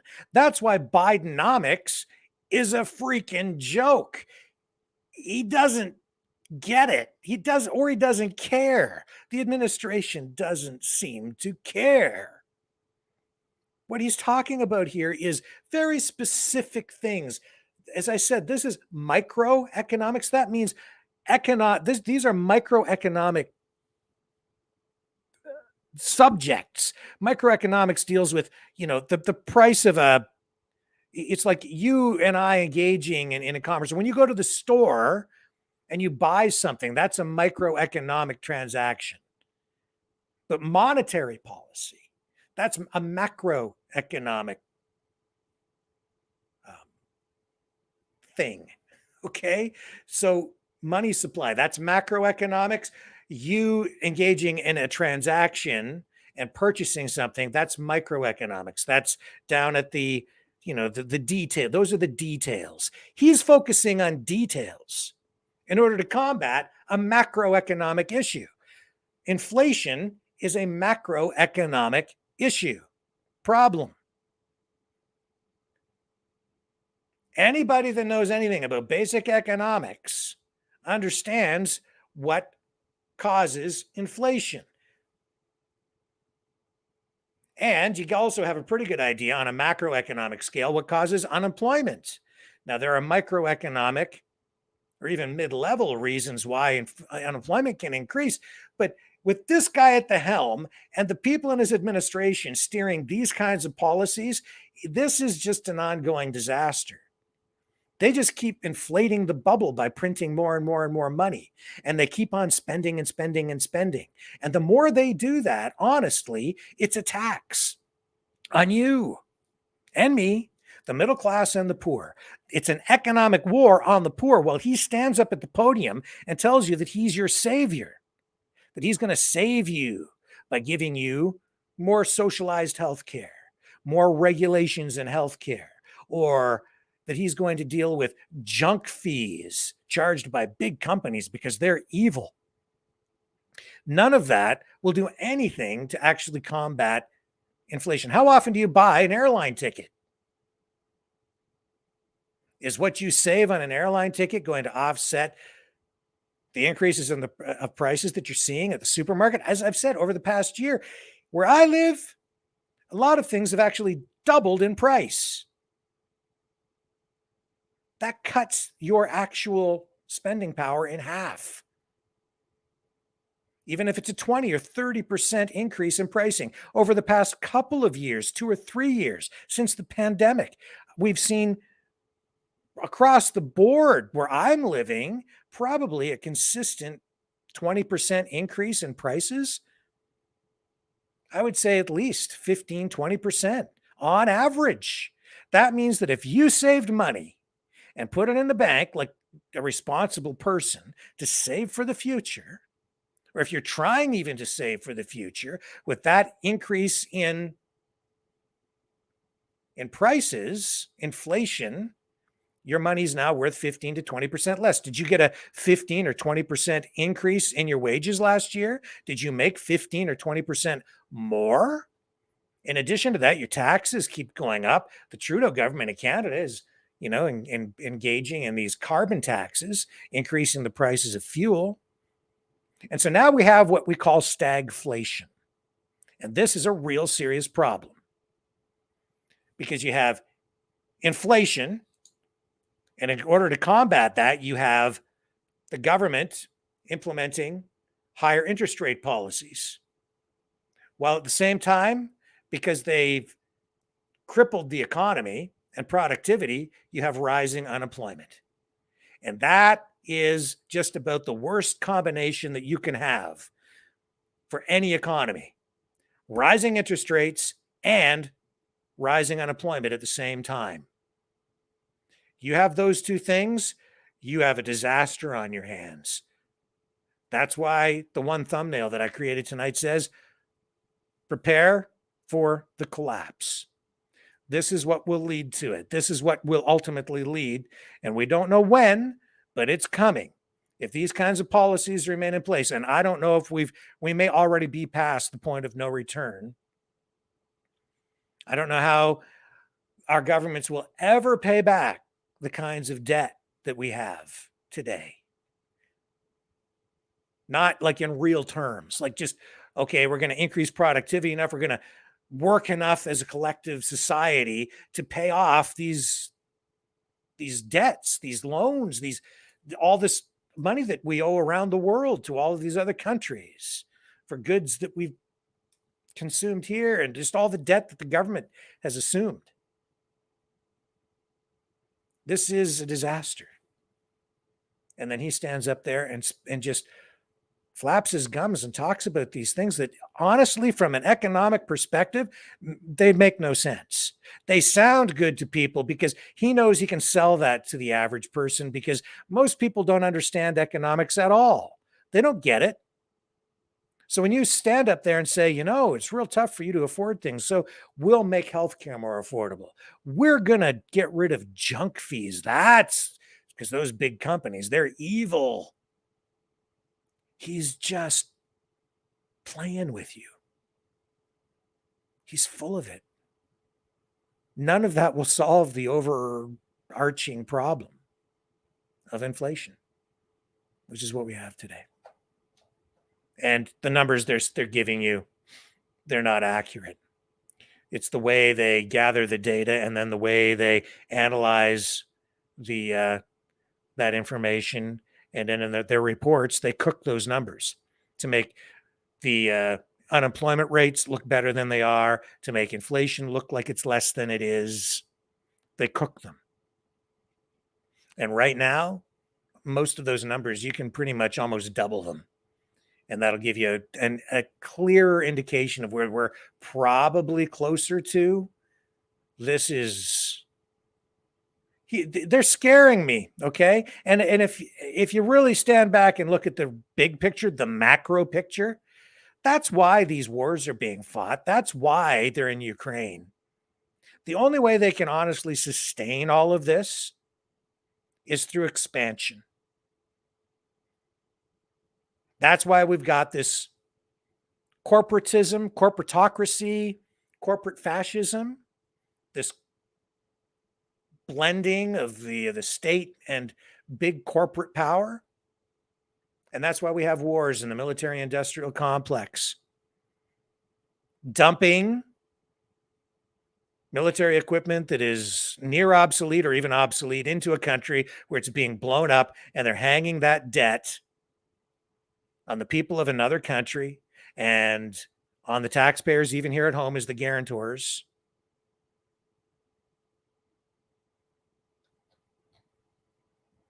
And it funnels money back into the big military industrial complex again to make new weapons. And by expanding and making all of these countries dependent on the US and NATO for protection, it's the military, it's that military force that actually today props up the US dollar. That's why, as it supports the US dollar today as the default world currency. It was oil when Nixon took everybody off the gold standard, and then they forced people to buy, Saudi oil in US dollars, and the OPEC companies were all trading in US dollars, and the world was trading in oil using only US dollars. Basically, that's what propped up the US dollar. as the world reserve currency. And the reason it's actually the military is because it was a deal. The U.S. then provides protection for Saudi Arabia, military protection. That was the deal. So it's not just the oil, it was the military. Well, as the U.S. goes further and further into debt in Western countries, you've seen since World War II this expansion of military might worldwide. And so you can put two and two together and look at the macro picture, and you can see that these things are really tied together. It isn't just as simple as the economy itself. In order to support the standard of living, to support the U.S. and its economic prominence in the world, it's about the military. And that's why these wars are being fought right now. And that's why you're seeing the split in the world, right? This division, the BRICS countries now versus the West, because those countries like Russia, India, China, they want to get away, even Iran, Libya wanted to get away from the US dollar, to get away from that dependence on the US buck and the US military, and to get out from underneath the weight of that, even the threat of that. It all plays together. But it's that arrogance, the arrogance of the West, the arrogance of Biden and his administration, the arrogance of Trudeau. They think that they're invincible. They think that the Western economy is invincible. They think they can just will things into existence, that they can just, that they treat the economy like everything else as something that they think they can just control. Just make it so. We need more money, just print more money. And if people don't like what we're doing, that's tough, because we've got the F-22s and the tanks and the bombs and the bomblets. So you got to do what we say. You got to keep trading in US dollars. And if you don't comply, if you don't like our economic policies, if you don't like our new global rules-based order, if you don't like it, then you're an international outlaw. We'll hold you accountable. We'll get you in line, Putin. That man can't be allowed to stay in power.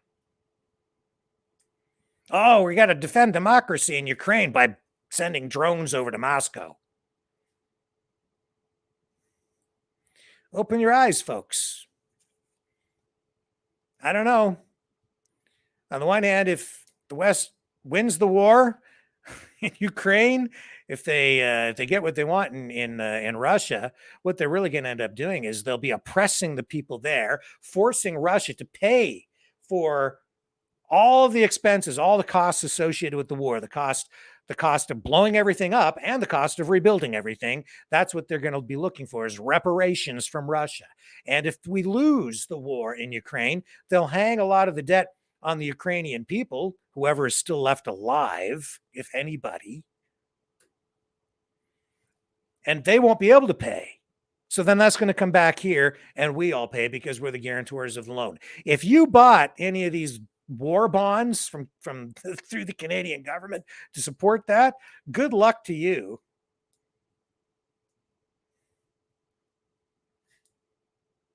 Yeah, the Canadian government, they have like this war bond thing you can invest in, and no thanks, not going to fund that. Anyway, just hold on to your wallets. That's the bottom line, because inflation, they're not going to solve this. The Inflation Reduction Act, their ideas, their plan, the Bidenomics, and Trudeau too. Oh, he gives people a grocery rebate in Canada. Oh, that's window dressing too. Only certain people qualify for it.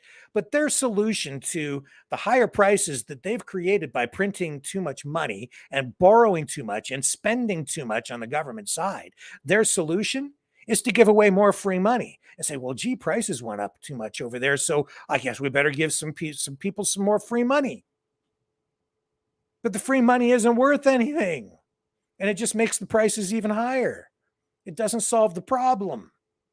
It makes it worse because they're not just giving you free money too. I mean, it's across the board. They're Bidenomics. Give more money to the corporations, give more money to the car companies to electrify the auto industry. And it gets out of hand, and it's a slippery slope. And we saw that in Canada, where just this week we saw Stellantis and Windsor. And I don't mean to harp on the car companies. They're just responding to the market conditions, which are skewed because the government has come in and distorted everything. So it's like, okay, what do you do in this market? Well, you have to go to the government with your hands out.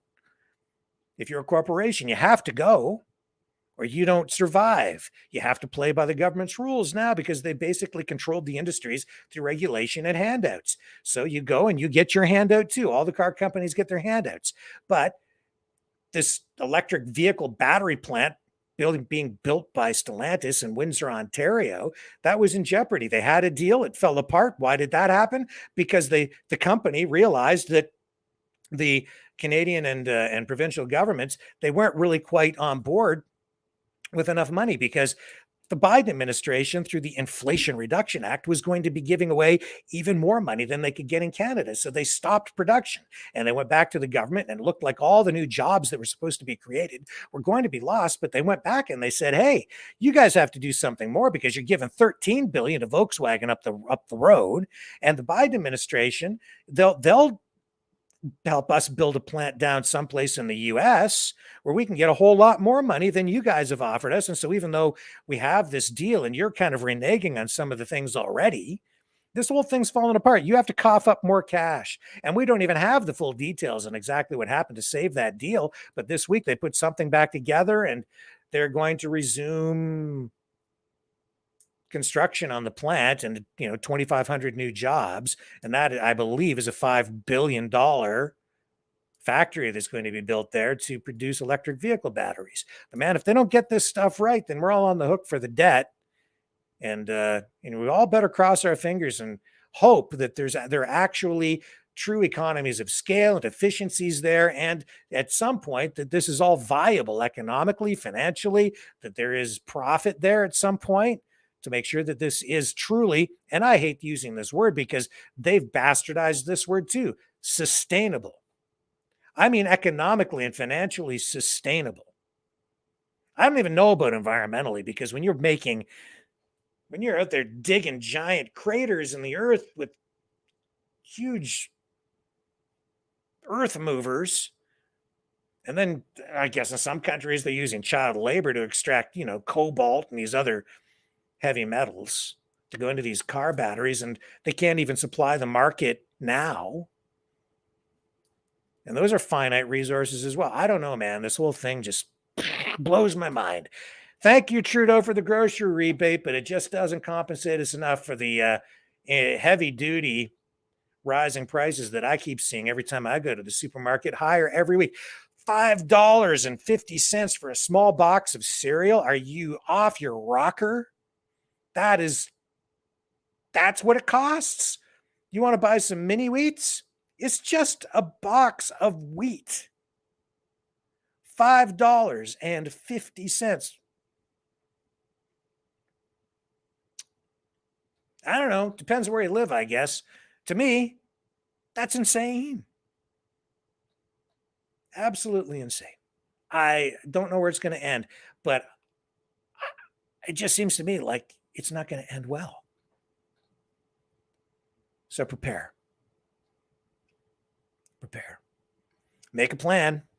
Maybe we'll have to come up with some advice here. I think I've got a show coming up actually with someone, and it's not confirmed, so I don't want to say the name, but I think we're going to be talking about food security, how to prepare for exactly what appears to be coming down the pipe.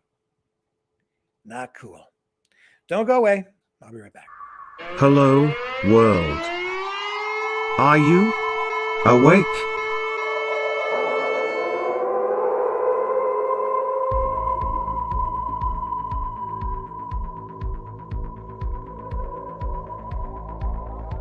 Uniting humankind by liberating millions of minds at a time. Maverick News. The world is watching.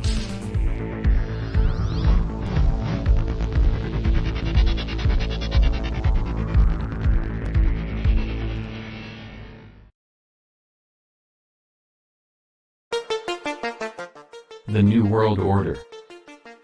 Government overreach. The Great Reset. Mainstream media lies. Now more than ever, independent voices are needed. Donate now at freedomreporters.com. That's freedomreporters.com. Maverick News. The antivirus program for your mind.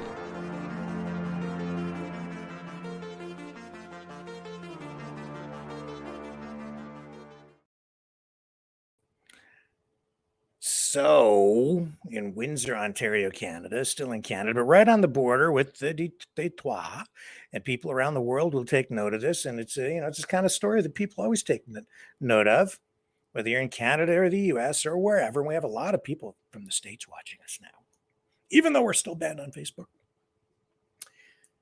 The Magic Mushroom store, raided yesterday, reopened this morning at 11 a.m. The owner there vowing to continue to do business. And then I get a message this afternoon from Leo, Mouth of the South. And what's he tell me? They're getting raided again. Apparently they got raided. Now, I haven't heard any other mainstream media or independent media, any other media at all report on this. You'd think that somebody would be aware. I did see that there were references to it reopening today, but nobody else has indicated that they went and raided the place again 2 days in a row. Yesterday, I know that they confiscated a wide variety of things from the store, including the window coverings, which prevented people from seeing in. They took the machines that they used to process payments. They took television sets, which they had on the walls. They took just about everything they could to make it very difficult for them to reopen, but they did this morning. And then the cops went down there and raided them again. The Magic Mushroom store right downtown in Windsor, Ontario. So we've got our eyes on that story. And I don't know, maybe Leo can help fill us in on that tonight. I'm not sure. We'll see how things go there. I don't know what else we have for you this evening. I think we've covered most of the main stories for tonight. Yeah, Leo was down there, I guess, and he saw what was going on and tells us that, yep, the Fun Guys, that's the name of the store. And the company, or the guy who owns that, I guess, they have about 13 stores in various locations in Canada. And you can expect some sort of a battle to come out of that in the days and the weeks ahead. So what we're going to do now is we haven't gone to the phones in a while, but we're going to do that right now. So let me get that fired up for you. First of all, I'll just get these banners up. And I guess while we do that, I'll remind you that you can support the channel at freedomreporters.com. That's freedomreporters.com, or you can also support us at maverickdonations.com. Now, I do have still a few shirts left with the embroidered patch, high quality, like casual shirts that button up. Still have, I think it's large and extra large that we still have in stock. Might have a medium, I'm not sure. Anyway, don't have a lot of them, just a few left. Any donation, $70 or more tonight, will get you a button-up shirt with the embroidery on it. And they're very comfortable. I know, because I have one. that I kept for myself. And I've got some of these too, but I don't have many of these left. Before I offer these up, I'm not sure how many I have left. So these polo shirts, I'll talk about those tomorrow night when I know how many we've got in stock. But if you want one of the button-up shirts with the embroidered logo, make the donation, $70 or more, indicate what size you want, and I will ship it out. So I can do that. MaverickDonations.com or FreedomReporters.com. Certainly appreciate the support. Pays for the phone system. And we may be switching over to a system Lori was saying that Twitter Spaces, I guess they call it, right? Which I've not used yet. Might be an alternative to the phone system that might be less costly. So we're going to take a look at that. But the phone system that we use is the same kind of thing we use at radio stations. We pipe it in, we pump it into the video feed, and it gives you guys a voice. And it's an important part of what we do here. So we're going to do that right now. Here's the number to call, 1-833-975-3733. That's 1-833-975-3733. That's 1-833-975-FREE. So call now, call often. The phone lines will be open shortly as I get things set up. And while I do that, I'll just run this little promotional video. And when I come back, we should be ready to start taking some phone calls. Get those index fingers ready and start to dial, dial, dial. Oh, I'm sorry. I'm still stuck in the 1970s.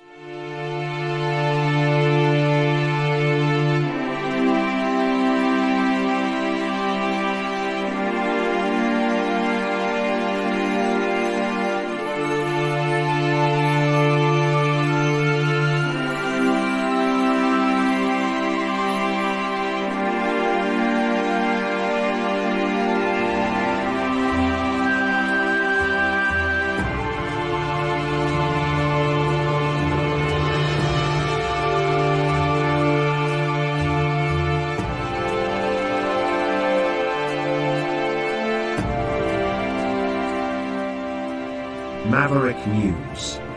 The world is watching.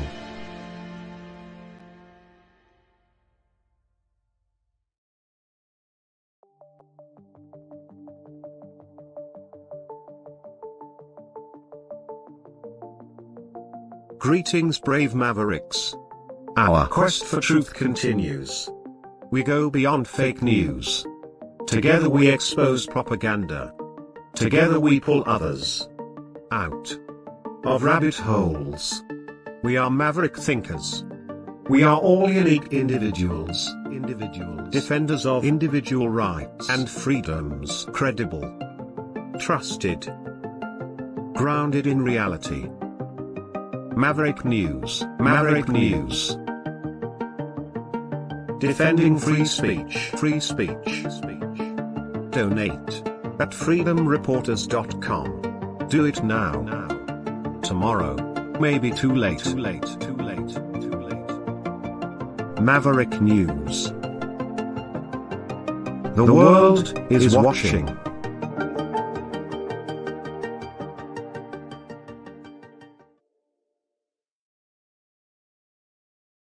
Okay, I'm just getting everything fired up here.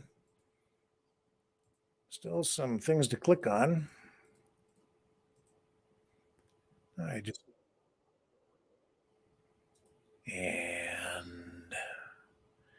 I still have to click on these. There we go. And I just need to let the system catch up. So it's all set up, but it does take a moment. I don't know, something weird goes on with it now, where it takes a minute for the screen to reconfigure. So let me let that just linger there for a moment before I bring that up, and I'll be right back.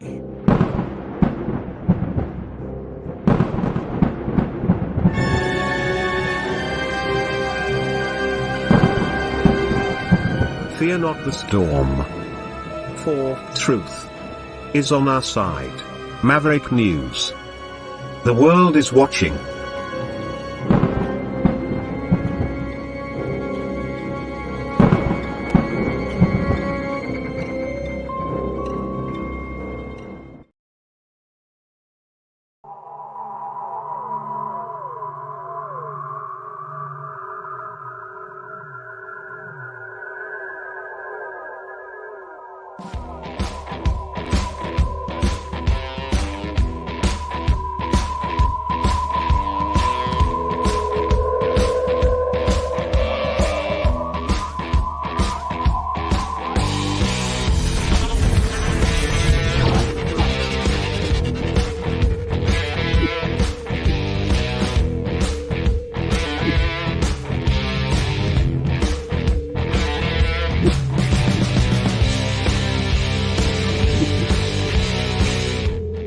Maverick News.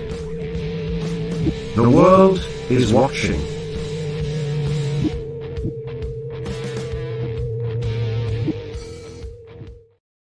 And we're back and we're ready to start taking our calls. 1-833-975-3733. And let's go to the man himself. Let's find out what was really going on down there in downtown Windsor, Ontario at the Fun Guys with the one, the only, and I'll let him take it away and introduce himself. Hello. You got the mouth of the salt, the man without a plan, the master of all disasters, coming to you from Windsor. Well, what we have going on in Windsor the last couple of days is a serious act of civil disobedience and an act of defiance at its finest, Rick. I see that. Okay, and what we're seeing here is they got busted again today, and they were back open by 5 p.m. Wow, that's fast. So it's not common law. Okay, it's against the law. Yeah. But it is an act of civil disobedience. So, yeah, I'm happy for them. But then I got another message from somebody else that says their 20-year-old son's been in a fucking coma for the last couple of days, induced coma at Hotel Dieu Grace Hospital due to eating too many mushrooms from that store. Oh. And I hope that's not the case. I hope that's not the case because you know what? What I found going into the store, I'm not against the store, okay, at all. But what I'm against is the lack of education that comes behind it, right? Like I bought my chocolate bar 5 grams, and I know better than to eat that whole chocolate bar at once. But a 20-year-old kid probably don't know any better, so he probably ate 3 chocolate bars, right? So I mean, I know nothing. I'm really not the guy to talk to about, this subject because it's not my scene. So what happens, Leo, when someone ingests that much? I'm going to tell you a true story. I was about 23 years old playing poker with my best friends, and we decided to make mushroom tea. So I put 2 ounces in the teapot, and the girlfriend that I had at the time boiled it down, and we drank sockeye shots of this mushroom tea. Okay, well, I was hallucinating so bad that I thought everybody at the poker, and I'm a good poker player, by the way, okay? I've won tournaments at Caesars, okay? So I know the game very well. And I thought everybody was cheating to get at my money, right? So I went to the kitchen and I put a butcher knife down the back of my pants and I sat back down. And the visions that I was having was somebody's going to get their head cut off, okay? It wasn't a very good trip at all. So when you eat too many of mushrooms, okay, bad things will happen. And I don't care what anybody has to say. I don't know anybody who's going to. So in order to regulate the dosage is a tough one. Now, microdosing to me is anything a half a gram or under is microdosing. So when they're selling chocolate bars and other things like DMT, which is the ayahuasca plant from the Amazon. Okay, I really don't know much about that. People say, oh, you could buy a pen. They're $350 for a pen, vape pen, and you take a huff off the vape pen, and it's total bliss. Well, I could care less about bliss. Yeah, I just stick to what I know best, right? So, like I said, you got to be very careful with the mushrooms. Okay, so I hope to God that there ain't some 20-year-old kid in our hospital, right? So you have to be able to know the dosage. But when you have a store, okay, that's not giving the education on, I opened a pot store, and nobody knows the best about an act of civil disobedience and defiance than me. But you came in my store, okay, and you got educated, especially when the government legalized it. And I opened up the day after legalization. There was nothing, Rick, by the Canadian government on the usage of edibles. Okay, so people were walking into it blind. Now, the government made warnings. Oh, if you eat cannabis, you could be in a car accident. Bad things could happen, right? Well, I'll tell you what, when it comes to edibles, even with marijuana edibles, okay, you have to be very careful because you'll green out. Okay, and you shouldn't be driving under the influence of anything, period. Right. I don't care if it's alcohol, mushrooms, cocaine, whatever your trip is, right? So I just hope that like I said, there was no education. people were coming in, and I was watching it. People coming in, and there was zero education in the store. I'm thinking to myself, scratching my head. When I had my store, you bought an edible, 500 milligram THC edible chocolate bar. You don't eat 500 milligrams, period. Now the average guy's 50 milligrams to 100 milligrams. Now if somebody was to eat that whole chocolate bar, it tastes great. It tastes like a normal chocolate bar. Okay, you eat 500 milligrams, you're laid out for 2 days. I guarantee it. Right, so people have to be very careful on what they're doing. And you want to get into a store like that, you better educate the public, period. Zero education is going to lead to a lot of problems.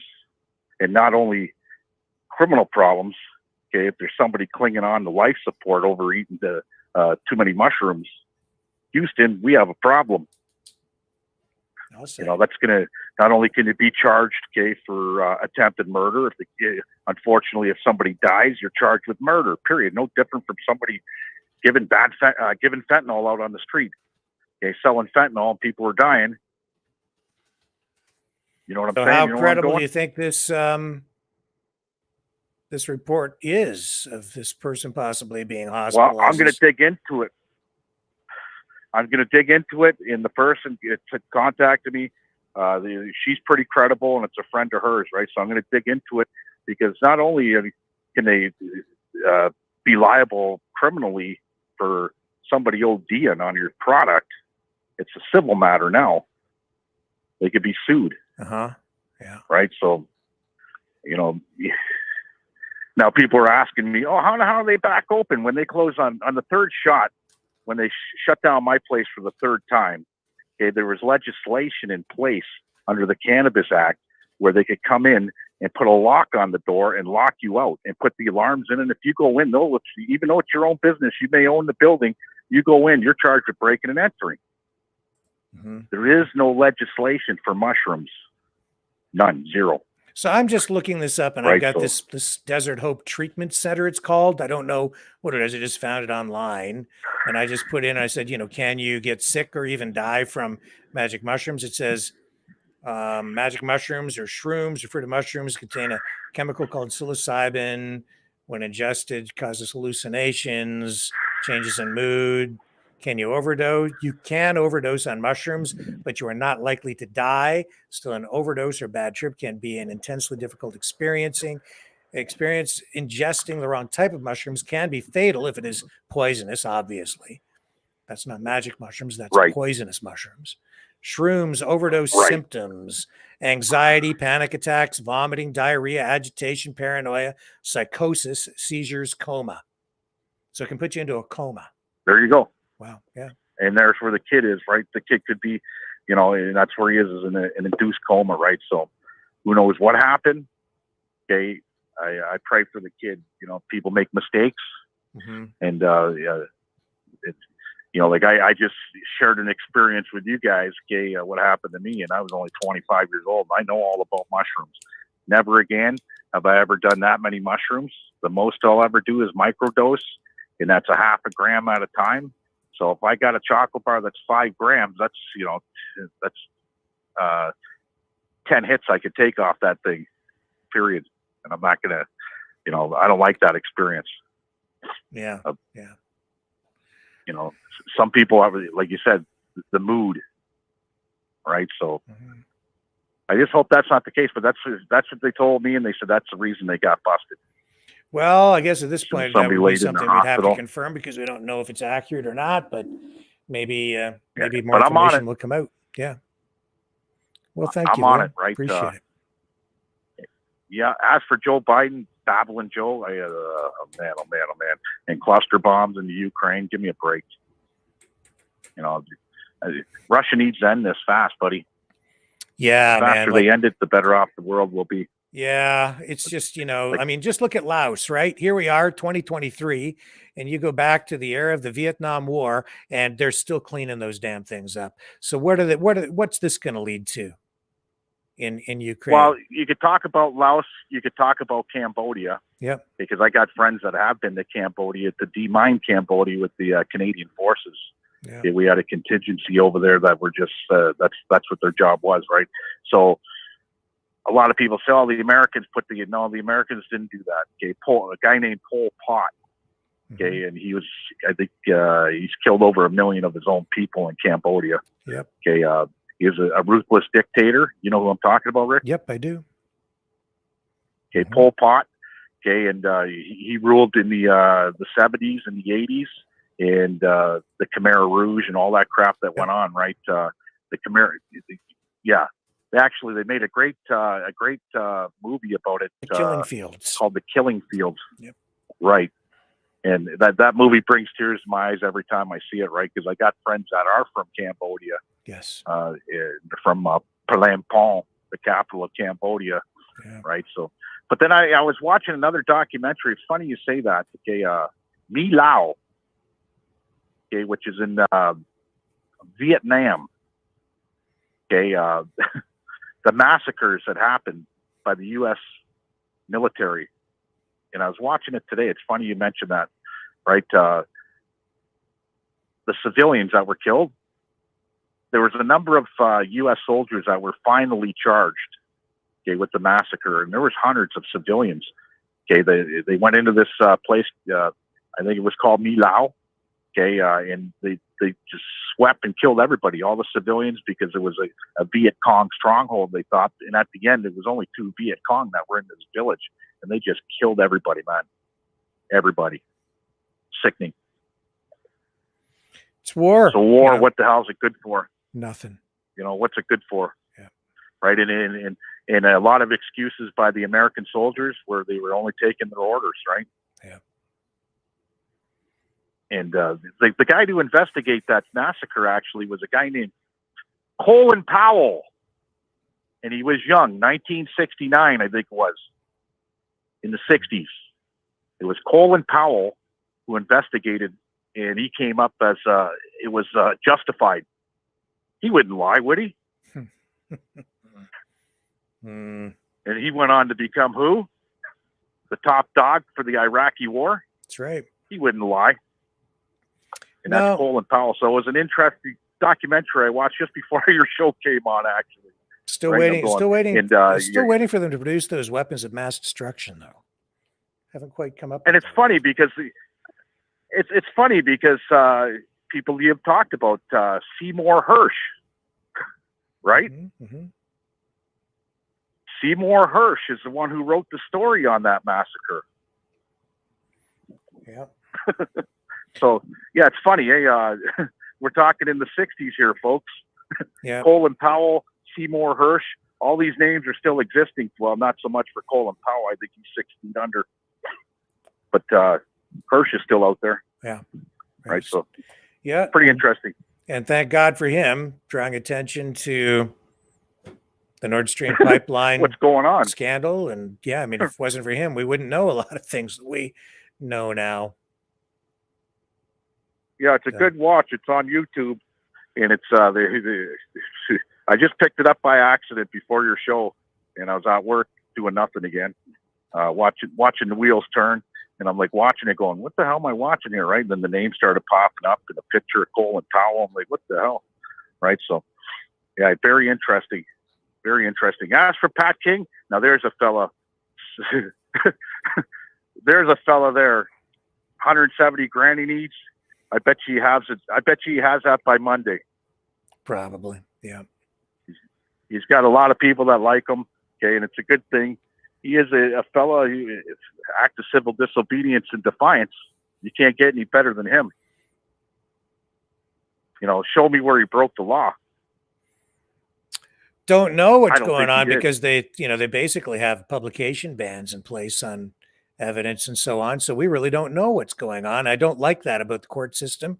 I would like a lot more transparency. I think it's needed in a democracy. And in Canada, they, as a matter of routine, slap publication bans on just about everything these days. When I was covering courts on a regular basis, I found it increasingly difficult to cover courts for that reason. You'd go in, you'd be there as a reporter, and they'd have all these publication bans in place, and they couldn't say anything. So what are you supposed to report? Well, they came back to court today, but I can't tell you anything because we're not allowed. So that's right. And, you know, it all started with the Young Offenders Act. Yeah. Okay, this publication ban. Okay, it all started with the Young Offenders Act. Okay, protecting the identity of anybody under the age of 18, I think it was, right? So if they're involved in a crime, a murder, rapes, whatever, right? They were protected. The youth were protected, and they just carried it on. It manifested into what we have today, right? Now they use national security on people like Pat King and Tamara Lynch and all these guys and girls, right? And it's wrong. Yeah. Okay. All it was nobody got hurt at the end of the day. There was nobody saying we're going to overthrow the government and take out the government, this and that. The government, in my eyes, okay, the government was the ones that thought this was going to happen, okay, and they let out false propaganda, okay, to let the citizens know, oh my God, this freedom convoy. It was nothing to do with that. I was down there. I seen it. Okay, I didn't see any violence whatsoever. I see homeless being helped. I seen a lot of good things going on, right? And it was because, here we go again with those nice words, an act of civil disobedience and defiance to what we had going on at the time. And that was jibbity jabbity and you know where. Stay in your homes. And people had enough. And people stood up. People rose. And the government don't like that when people rise. No government in the world likes it when the people rise. Look at France. Right?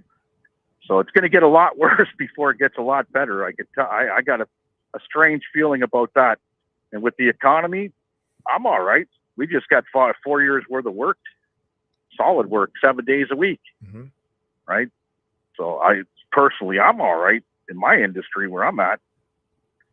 But there's going to be a lot of hurting people, and you're right. Yeah, what you're getting right now is you're getting all that money that's being dumped into that industry, right? So it's just because they're trying to electrify the auto industry. So it's like that they just threw it on the credit card and now everybody's having the party, right? All the companies are taking the money and doing what they got to do. We just have to cross our fingers and hope that it pays off and that they get it right and we have a viable industry at the end of it. But we don't know where it's going to end up in the end. And in the meantime, it is fueling inflation. All that money that's being pumped into things. Yeah. No, I get it. 5% inflation rate sounds high to a lot of people. Okay, but you lived it. I lived it, Rick. Okay, I think it was 2002 when I bought my first house, and I paid 11.2% interest on my mortgage. Yeah. Okay, and that was pretty high. But and the crazy thing was I was only making $14 an hour, and I still lived through it. Yeah. Right. So at 5%, it's still cheap. When we start hitting the 8, 9s, and the 10s again, look out. I don't know if it ever could get up that high again. Yeah, I mean, we can weather 5% interest rates. We've had it worse. That's for sure. But, interest rates. I'm not saying we could weather it. Interest. I'm not saying we could weather it, Rick. Okay, because especially on mortgages. Okay, these people, like you said, they got the money for free. They went out and said, "Oh yeah, look at that $750,000 house that was only worth 3 years before $400,000." Yeah, they jumped on it when the money was free. Okay, now guess what? They signed a 5-year. That's coming up. Yeah. Now you're not going to be able to weather 5% on a $750,000 house. A lot of people won't. You're going to be paying $4,000 a month just in mortgage payments. You're going to lose your shirt. Because the thing to remember about the interest rates is that's all relative, right? I mean, you might have been making only $14 an hour years ago, but 10% or 1% or whatever, that a percentage of whatever the value is of something is relative to the value of something, right? It's a percentage. It's not like a fixed amount. Well, here you go. I bought the house across the street, $70,000. I was talking to you about. My mother-in-law gets to live in there till the day she dies. No big deal. So I said, great idea, Leo. You know what? You can't lose. My real estate agent said, Leo, you can't lose. Everybody I know says you can't lose. And I'm sure I'm not going to lose. Okay. The bank said, we'll give you the money. Okay. The equity is $60,000 I owe on my house, which is nothing. Okay. They gave me the 70 to buy the house across the street. I said, well, before you stop, give me 150 cash the other day. Okay. And I had no problems getting 150,000 cash. They said, well, what do you need the extra money for? I said, it's none of your business, but I want to take my wife out to eat. I don't care if it's in Dubai. Okay. I just want that cash. So I got that cash sitting there. So lo and behold, on $150,000 cash, okay, just the interest payments alone is $404 every 2 weeks. So it's $808 a month. No problem. I got no problems paying that. When I look at it, I don't have a truck payment. My truck payment for the last 6 years was $896 a month, 0%. Mm-hmm. It's a $75,000 truck, right? So I got no problems paying that. Now, even if the interest rates are going up a little bit, I still don't have a problem paying it. That money's going to be sitting in the bank. I probably won't even use it. That's for the rainy day. If shit starts collapsing, well, I got $100,000 sitting in the bank. I don't give a shit, right? Yeah. Well. So, and if shit starts going for pennies on the dollar, I got that money to make money with, right? So I'm waiting for that. And I did that for a reason, because if the banks come back and say, oh, the stress test, oh, you'll never be able to make it. Well, it's too late now. The deal's done. Right? So if I want to go out and buy jet skis or motorcycles or boats or what, motorhomes just to flip and make money on, the money's there. I could do that. If I want to buy a little excavator so I could go out and dig holes, since we're going to be digging a lot of holes for looking for cobalt and everything else, right? I got the money to buy an excavator. Yeah. Well, dig some We don't holes have in your to send backyard and children plant from some more Congo. food in your garden. Oh yeah, the garden's looking great. Yeah. Guys, the garden's looking great. The cauliflower's getting picked this week. The spinach is done. Lettuce is done. It's looking great. I got tomatoes coming out of my ears once they start turning red here. I'm going to give them a little bit of calcium to help anything that's going on with the tomatoes. Calcium works. But yeah, that garden's all three gardens are stand up right now. Awesome. Okay, sir. I guess we should probably move on. Thanks for keeping us up to date on the Fun Guys saga. Yeah, and get Paul Hartman on, okay, for Sunday. You got the contact information. Yeah. He knows more about mushrooms. Remember, I think he was talking about it in the interview. Yeah. He knows a lot about the psilocybin mushrooms and shit, right? So, okay. Question him. Thanks, Rick. Yeah, thank you. And that's a reminder, too, then, that on Sunday we're going to have that call-in show with those marijuana activists who are part of that program to substitute marijuana for hard drugs in an effort to help get addicts off hard drugs out in Vancouver. So they'll be back. And that was a great show we had the other night. And you guys can call in and ask them questions. And here is, I think it's Rob up next. Hello. How are you? How you doing, Rick? I'm okay. How are you? Hello? Oh, I'm hanging in there on these topics as best I can. You know. Good. Just tell people where you're calling from again, because I know that you call from a little further afield than some of our other callers. Oh, I hail from Ascension Parish in South Louisiana. There you are. Well, welcome back. You know, I want to shout out to Mouth of the South. If I had an army, then he would be one of my voices inside my army. It's because it's all based on what he said, education. Mm-hmm. And people are welcome to go back and rehearse anything they would like about anything I've ever said on your show. I'm Native American by heritage, my mother and my father, for thousands of years of generations. And nobody really wants to understand the Native Americas. You can stick Native American in your ass. I get very insulted. My Saskatchewan brothers and sisters and elders to the north and to the south. But anytime somebody comes along and says, hey, if a chief of chiefs was sitting on a phone with you and you had a question to ask that pertained to the Native Americans and their decisions, what would they be? I'm just curious, like, why are we talking about this? Is this related to a story Well, that we've been covering? It's related to everything you've discussed tonight, actually. And it's insulting sometimes to myself to not define a reasonable question and say, here's my question. Let's get it over. We got to move on the phone lines, whatever's got to happen there. But it's a very difficult decision when a Native chief steps up in reality. My association is the Rio Grande Valley. I'm one of the chief councils in the Cherokee Nation. My words and my knowledge has bearing. Nobody wants to go and ask. Marijuana and mushrooms, that's the job of the medicine man. Exactly what Mouth of the South said.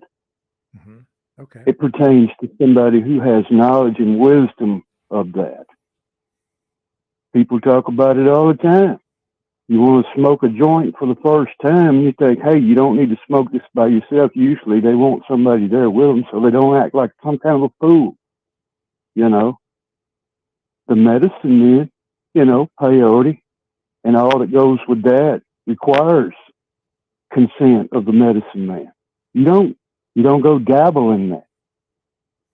It's this harassment that the Native Americans, and I stand on that, this harassment by this imported European way outside of our country and our land.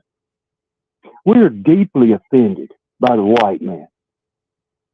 Our actions between our treaties and our agreements between the so-called white man, they are the ones with their system of failure. It's all based on their currency, what it's worth, how much it costs, all of that. They invaded our nation. And I stand on that. Under certain peace treaties between your great Canadian government and the so-called American government. They signed the papers exactly the way they signed those papers over there in Ukraine between the Ukrainian people and Russia, the Minsk agreements. And where did they get? Where are they? The same place the European failures came from. Their word is no good, Rick, not to us. We need somebody to step up and honor our land, take care of the people. The problems, all of the problems that I hear on these news media outlets of this and that pertain to some European army of invasion, like Mouth of the South says. It requires a war. It requires who's got the most guns and who wants to pay for those guns. They tear down this nation. They tear down our world. And I speak, you're damn right. This ain't 1886 anymore. I've been to law school. Oh, yeah, as a Native American. Wow. Just so I would know these methodical little ways of creativity on how they're going to come along. They took our rights from us, and the white man's belief is so intense, they don't understand. The person that's making the rules is taking yours. They're taking the freedom of people. And that's what we stand on. Wolverine, he's a warrior. And he knows, like I know, the dog men don't need to get involved. This is discussed between the elders. Stay out of it. If you don't know the power of the nations and the elders, we've been here for thousands of years, established inside this land. Thousands. It's an insult to my Mexican brothers and South American brothers and sisters and Canadian family to have some European money movement forced. It imprisoned our people. It made us rely on it like a drug. It's taken everything we had away from us in our heritage, not a European heritage, our heritage as us, as indigenous. And that means something. Don't go wave some flag around and expect everybody should have to bow to it or succumb to it. You know, Adrian, he waves his flag with his Nazi war symbol on it. I felt like it was an insult. But you know what? Babies cry for attention when sometimes they do need attention. The matter needs to be discussed. And it has been discussed. This disgusting guest you had on your show, she's a female and she's going to represent the indigenous culture. What an insult. You want to hear it from the chief's mouth, then listen. Everything that's been pillaged out of the ground and inside this country is because of the Europeans' rules and regulations and their civil wars and their battles. I got in my soul to draw a peace line. I'm doing everything. I'm talking to people, talking to my elders and my brothers and my sisters to bring this to the table. You better remember, all you European gold worshiping people of heritage. There was treaties drawn between the natives in these lands to be insulted, to be imprisoned in this financial war between what's been going on for thousands of years across those waters over there. The Native Americans, they were the ones that advised on the constitutional laws to protect the people inside these countries. But people just, they're so uneducated when it comes to something. They want to bring it up, but it's like that little part, and 90% of the rest of it is just not mentioned. You're talking about this movement of freedom of speech. It's not free if you can't tell the whole story. Lead somebody on into believing it. That's the European belief. You're going to be led on. And now the indigenous cultures inside the Americas are all in danger because we got a bunch of people in both countries, Canada and the United States, hating on the indigenous cultures when the indigenous cultures' hands have been tied. We didn't have drug dealers in the Indian days in the wild, wild west. That's an import. There's nothing anybody can do. I appreciate everything you're saying. I'm just going to ask you to kind of bring it to a conclusion here because we do have some other callers waiting. Can you kind of give us a summary? You hit on the subject earlier that reflected back on the indigenous cultures and the land issues and stuff. Yeah. Well, there you go. You know, it's easy. It's real easy. People would be better off in their indigenous culture, which was our lands, and be protected in that, than it would be to believe in the rich man's gold. You know, so people have to take care of this. You know, it's not up to anybody to say, hey, I'm going to go up here and, you know, you say that shit, Rick. They want to go up here and just destroy the government. Why would anybody want to do that? But why would anybody not want to stand on their stairs and be willing to negotiate this without insult? Well, good evening to you, Rick. And like I said, I appreciate you. And I think everybody out there that listens to your program should absolutely support you in every way that they can because you are the voice. And without you, I wouldn't even be having this conversation, you know. But the facts is the facts. They murdered our people. They take our lands. Our people live in poverty because of this. And it's a negotiation. Either you honor your word or whatever happens, happens. What would anybody expect? And the first European thing is going to be war. You know? So I bid you good night, Rick, and thanks for your time. Thank you, Rob. As always, appreciate you calling and excellent comments tonight. Very helpful. Yeah, but if you want to discuss the natives, then learn how to speak the language and the culture. Don't kill our culture because of your profit, because that goes on in places where there is war. You know, I don't want to see anything happen to our lands and our people. I want to see some kind of compromise come on the table and say, hey, look, you can buy your planes, you can buy your bullets, but you can't feed your people. How pathetic. Okay. Good night, Rick. Thank you. Good night, Rob. Okay, who's up next? Hello, go ahead. You're on the air. Hey, Rick. How you doing? Well, I'm okay. How are you? I'm doing all right. Well, I could really feel the last caller. Good call. Mm-hmm. A lot to take in. Yes. And,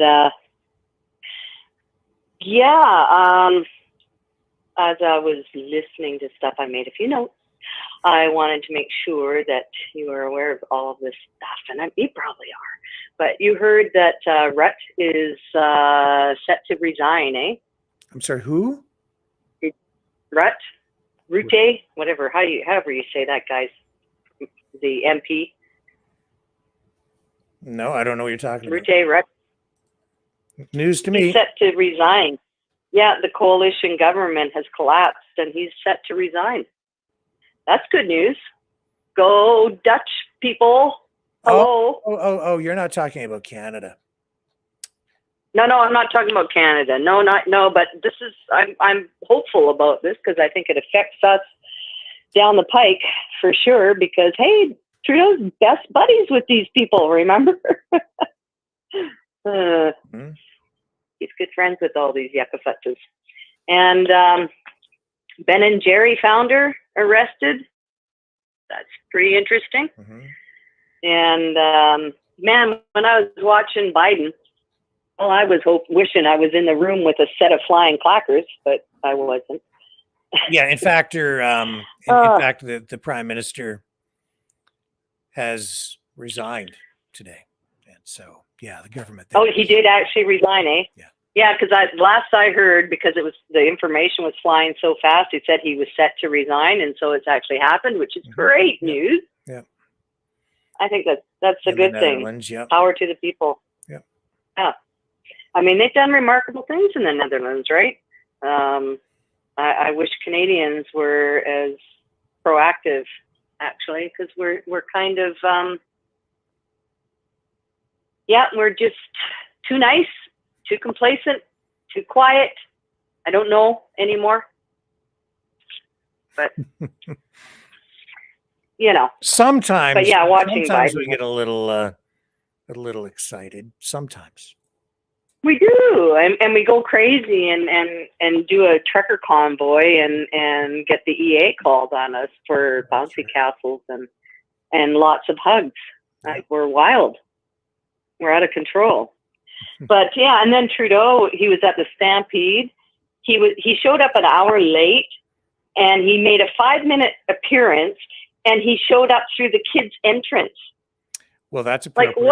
Like isn't that appropriate? Like what a joke, right? Like oh my God, we're paying him the big bucks for what again? And he was staying in the high, class hotel across the street that we're paying for, and he didn't do his dang job. Hello? Oh, that's frustrating. Again, I wish I was in the Stampede with my flying clackers. Your clackers. Yeah. I want clackers back, I'm telling you, because accidents happen.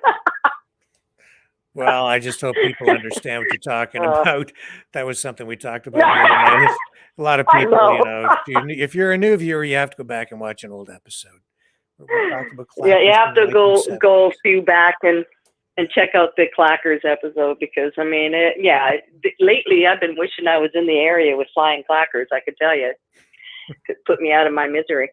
But yeah, and then Trudeau, his latest thing too, like after not doing his job as usual, he's planning on sending insect food firms to the 2023 UK climate summit Well, to get us to eat more bugs. well, that's Like, yeah. like, I mean, you know, as peasants, we need more bugs because he needs more steaks. I mean, I'm sure he ain't going to be feeding his children and his wife bugs. Is for us. I mean, this is like madness. Ugh, Yeah. Makes me frustrated.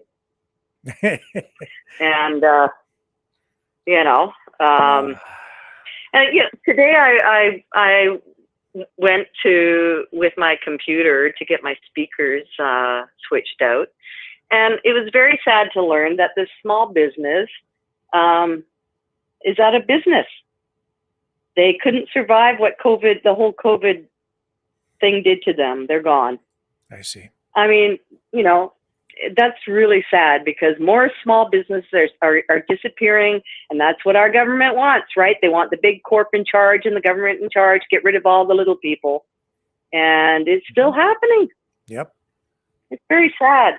Oh It yeah, shouldn't be yeah. happening. I personally would not open a bricks and mortar small business again if my life depended on it, because I would die for sure. I well, don't you know guys how. were open well before the COVID thing, but COVID has wiped out. I don't even know what the percentage is. To be No, honest, my shops, you know, had years ago, my retail stores when I was in that business, and no thanks, I would never do it again. It would the government penalizes you when you try to be independent like that. Well, this government, absolutely.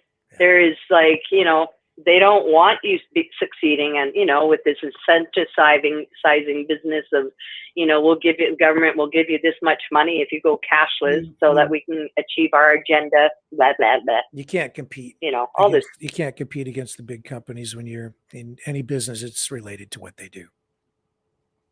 No, I mean they're against us. Period. So, unfortunately, and I don't know. And I was really glad to see that you looked into The Sound of Freedom. I still haven't figured out how I'm going to watch it, but you know, it's cool. They actually are doing a pay it forward thing on the Sound of Freedom site. And if people can't afford to go see it, there's people buying tickets up that you can go onto the site, and they'll, like, if there's some tickets available, you'll be able to get a ticket. Yeah. Through the Pay It Forward program, which is kind of cool, right? Yeah. I don't know. I'm a little confused though, because I was like digging around trying to figure out a way, like find out how I can get to see it, because where I am, the theaters aren't showing it. And so I, you know, through my digging around, do you know somebody named Jason Sherkle? I don't think so. By chance? Should I? No. I'm, you know, because you said you were looking into The Sound of Freedom more, that you were going to look into it a bit more. Did I get that right? Yeah, yeah. Well, here's something to look into, because I'm getting confused. There's a guy out there that's saying he was the executive producer of Sound of Freedom. I'm pretty sure he's not, but he's getting money in for like through a site called Unified. Okay. And he's getting people to go to his site or whatever, and to get money for I don't know. Something seems weird, because I can't find his name related to The Sound of Freedom anywhere. So something's very off about that.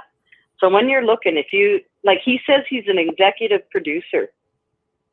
I don't see his name anywhere related to don't know anything any about of it, so what something else to kind of look into. I know that I've seen in the last day or so some people coming forth with criticisms of the movie. Oh yeah, and a lot of people hammering on it. That's why I'm going to look into it more. I want to watch the movie and assess for myself. And you know, I think it's important to remember that. And I haven't seen the film, so I can't speak, you know, with total knowledge, but it is a dramatic representation. It's not an actual documentary, but I don't know if it's using footage like news footage or footage of actual events or combined with dramatizations, but it's using actors. So it's not it's not a real depiction, it's a dramatic depiction of a story, right? Like it's fiction, sort of telling a true Well, story. it's You know what I'm based on saying? a true story. Yeah. Based on a Yeah. true story, or so they say. So Yeah. you have to keep that in mind when you watch it. I think a lot of Right. people seem to be taking this as though it's like when they watch it, and this is just my take on their reaction. It's like that really happened. And you know, you got to back away a little bit and say, no, it's based on a true story, or it's based on a story. It's what you're watching is not the actual events, it's actors recreating it. It's a recreation, if you will, right? Yeah, I think the idea for the film was to bring to light that this is actually a real problem in our world. It's like a worldwide problem, right? And people, I think up until now, might have had an inkling, but didn't realize that it is actual real issue in our world. We've got lots of children that have gone missing and you know, whatnot. So, you know, I think that just my take is that the sole purpose is bring awareness. There was some sort of I don't know who did the interview, but there was an interview with a, you know, a survivor of sexual abuse as a child. Yes. And Yeah, that woman. she was being very critical of the film because she felt it didn't really give a true voice to the victims. And there are some people criticizing the what's gone on with it because they're saying it's just a money grab. But you know, it doesn't matter what you do these days, people are going to criticize. I want to look at it closer. I don't know. I don't know enough to know one way or another. You know, some of the stats being thrown around.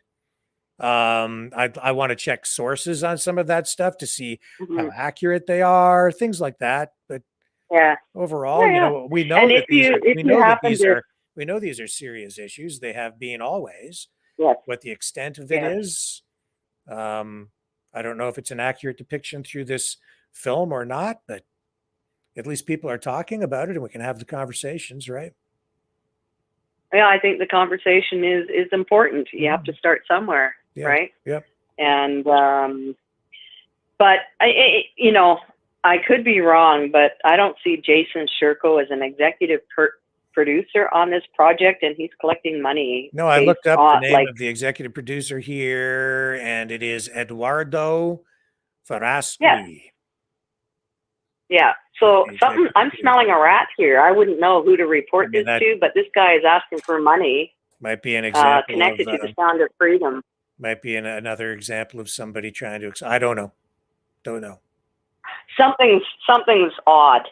Let's put it that way. And I wouldn't know where or how to report it, but something's just really off about this because I looked and I'm like, and my gut instinct again What's is the guy's name? Jason Sherko. Jason Sherko with he's got a website called Unified, UNIFYD.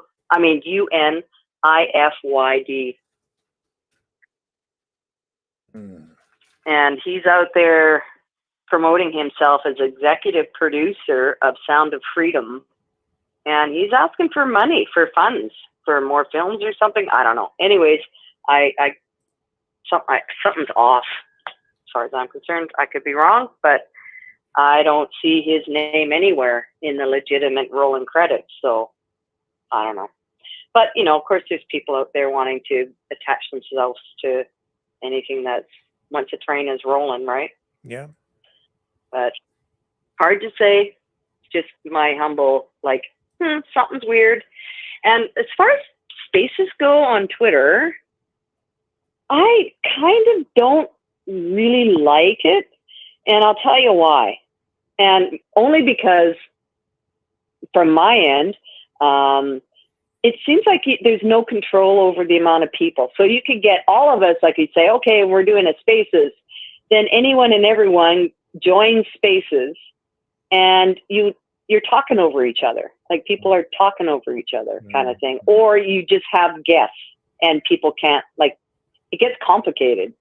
Don't know. I haven't learned how to use it yet.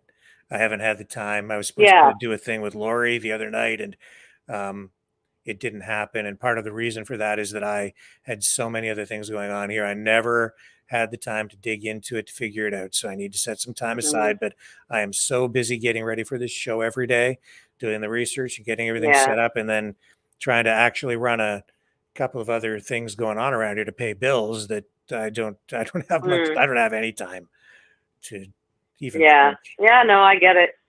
But yeah, you mentioned it and I thought, I'll throw my 2 bits. I'm not 100% sold on it myself. It's just kind of, I can't say I've really liked it, but well, I guess you know, we'll have to take a look. Anyway, we better wrap up. Yeah, I've got Pam Yeah. online, so got to move on. Okay. Thank you. All righty. Okay. Talk to you Bye. again. See you. Bye. Thanks for waiting, Pam from BC. Hi, Richard. I wanted to, Sir Richard, I wanted to give you some good news. I watched a video this morning, and it was from the Valor Legal Action Center. Okay.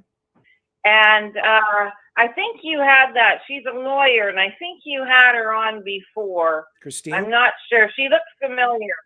Yep. Yeah. And anyway, they said they had filed a claim. Yes, they said they had filed a claim for over 300 members of the armed forces that left because of you know what, and so she was discussing the law, and I could relate because when we swear an oath in the military to become a member, we swear it to the monarch. We don't swear it to the prime minister. Yes. And so she has a really interesting case on her hands, and I think it's got a lot of validity. And she took it before a judge, and they approved for them to move forward. Well, that's excellent. Yeah, that is good news. Yes, very Really much. good. Now, the other thing I wanted to ask you for was, okay, this was interesting when you know what first started about 3 years ago. I went to my bank and I said, "Look, I lost my business. What can I do?" And because I had credit debt, and I said, "Can they come after any of my physical assets?" And he said, "No. They can't go after your home if you don't pay your credit card debt." And I went, he said, "If you have a loan from a bank, yes, that bank can go after you. But if you have a credit card debt, they can't." So I would love to get more information if you have anyone in the audience that knows anything about that, because there's a lot of people out there that I'm sure are going through the same thing. Yeah, I mean, it depends on the kind of, well, I don't think that's quite the case. I'm going to get the proper information for you on that. Okay. And I'll come back with that tomorrow. Thank you, dear. And now I've got my aunt. My aunt is here, and she wants to ask you about Fred. So I'll just put her on, okay? Okay. Oh, hello, Sir Richard. How are you doing? Oh, I'm fine. You have a question about Fred, the freedom fish? Yes, we want to know how he's doing. He's such a highlight of my day when I hear about him. Well, I'm gonna tell you, I don't know. I don't know if there's something wrong with him or not, because he has gone from swimming around a lot to hiding. And so he hides under the Freedom truck, and he hides over by the heater in his fish utopia, and he hides over by the plant, and he lays on the bottom of the tank a lot, like almost all the time. Occasionally he swims around. I've been taking very good care of him, but I don't know what's going on. I don't know if he's bored or if he's sick. I can't tell. But he might be lonely now. Yeah, but he's a Siamese fighting fish. And so as we try to build a utopian society, we have to be very careful about anything we might put in the tank that might result in his death. We don't want that Well, because I'm they will be attacked by other I'm kinds of sure- fish. But I'm sure there's some kind of compatible little items you can put in, and they do breed. Otherwise, they wouldn't be here, and he wouldn't be here. Yeah, you have to be very careful. I just know that. So you can't just let them swim around in a community of just any other kind of fish. You have to be very careful about what you put in there with them, if anything at all. They're generally kept Or even get alone. another. It wasn't really the best. He wasn't really the best fish to choose for this this exercise in building a community because he's kind of a loner. I've got an idea. I've got an idea. Why don't you get another little fish bowl and put it beside him and put a couple of goldfish in it so that he can look at them and it gives him something to look Well, at. maybe we'll have to do that because he seems like a little down in spirits. He's always laying around, hiding underneath that truck. I've never seen a fish do that before. I've had Siamese fighting fish when I was a kid, and they never acted like this guy. But he's like he's alive. And I just don't know what else to tell you. I don't know if he's lazy or sick or depressed or what, but not very active. Maybe it's the weather. Maybe it's the weather. Maybe it's too hot. Oh, climate change. The weather. Yeah, No, not climate. His temperature is pretty darn consistent in that tank. I've got a heater in there, and it keeps the temperature at exactly the right level for him. So it's optimal for him.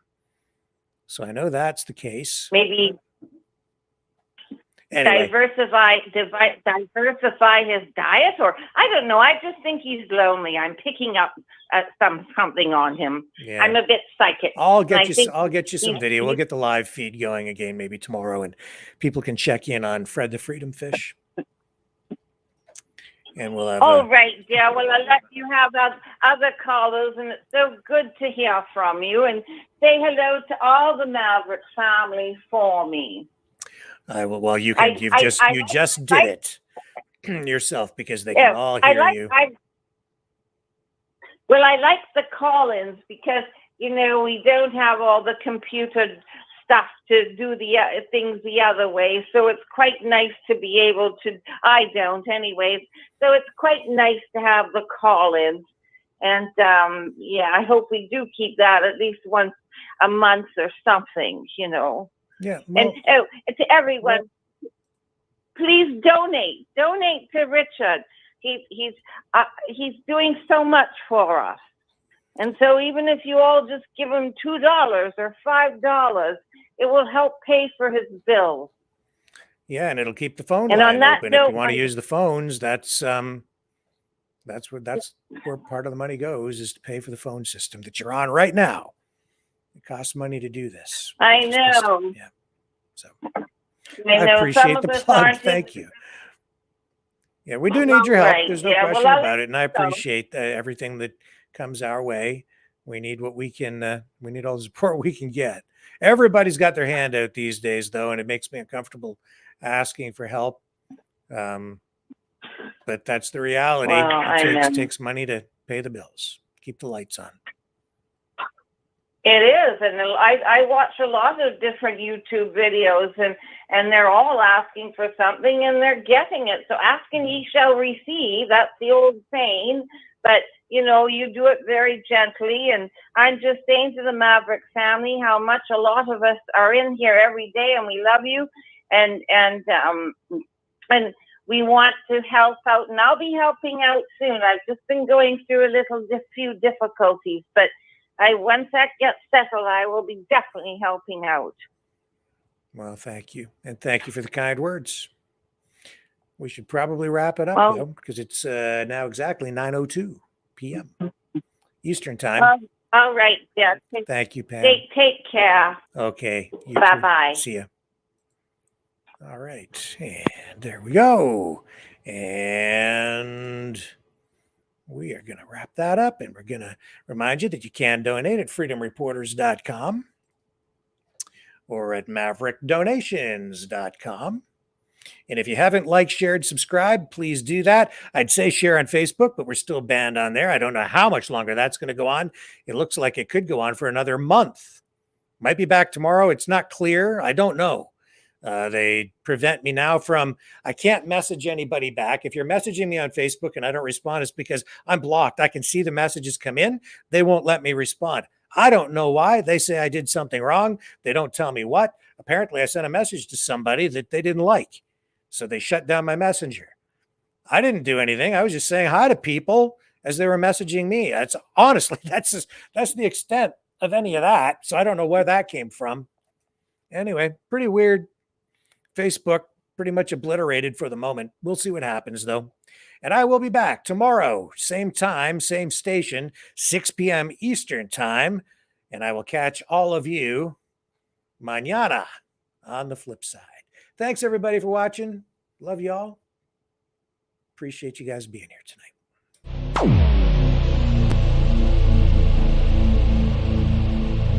This has been a Maverick Multimedia production.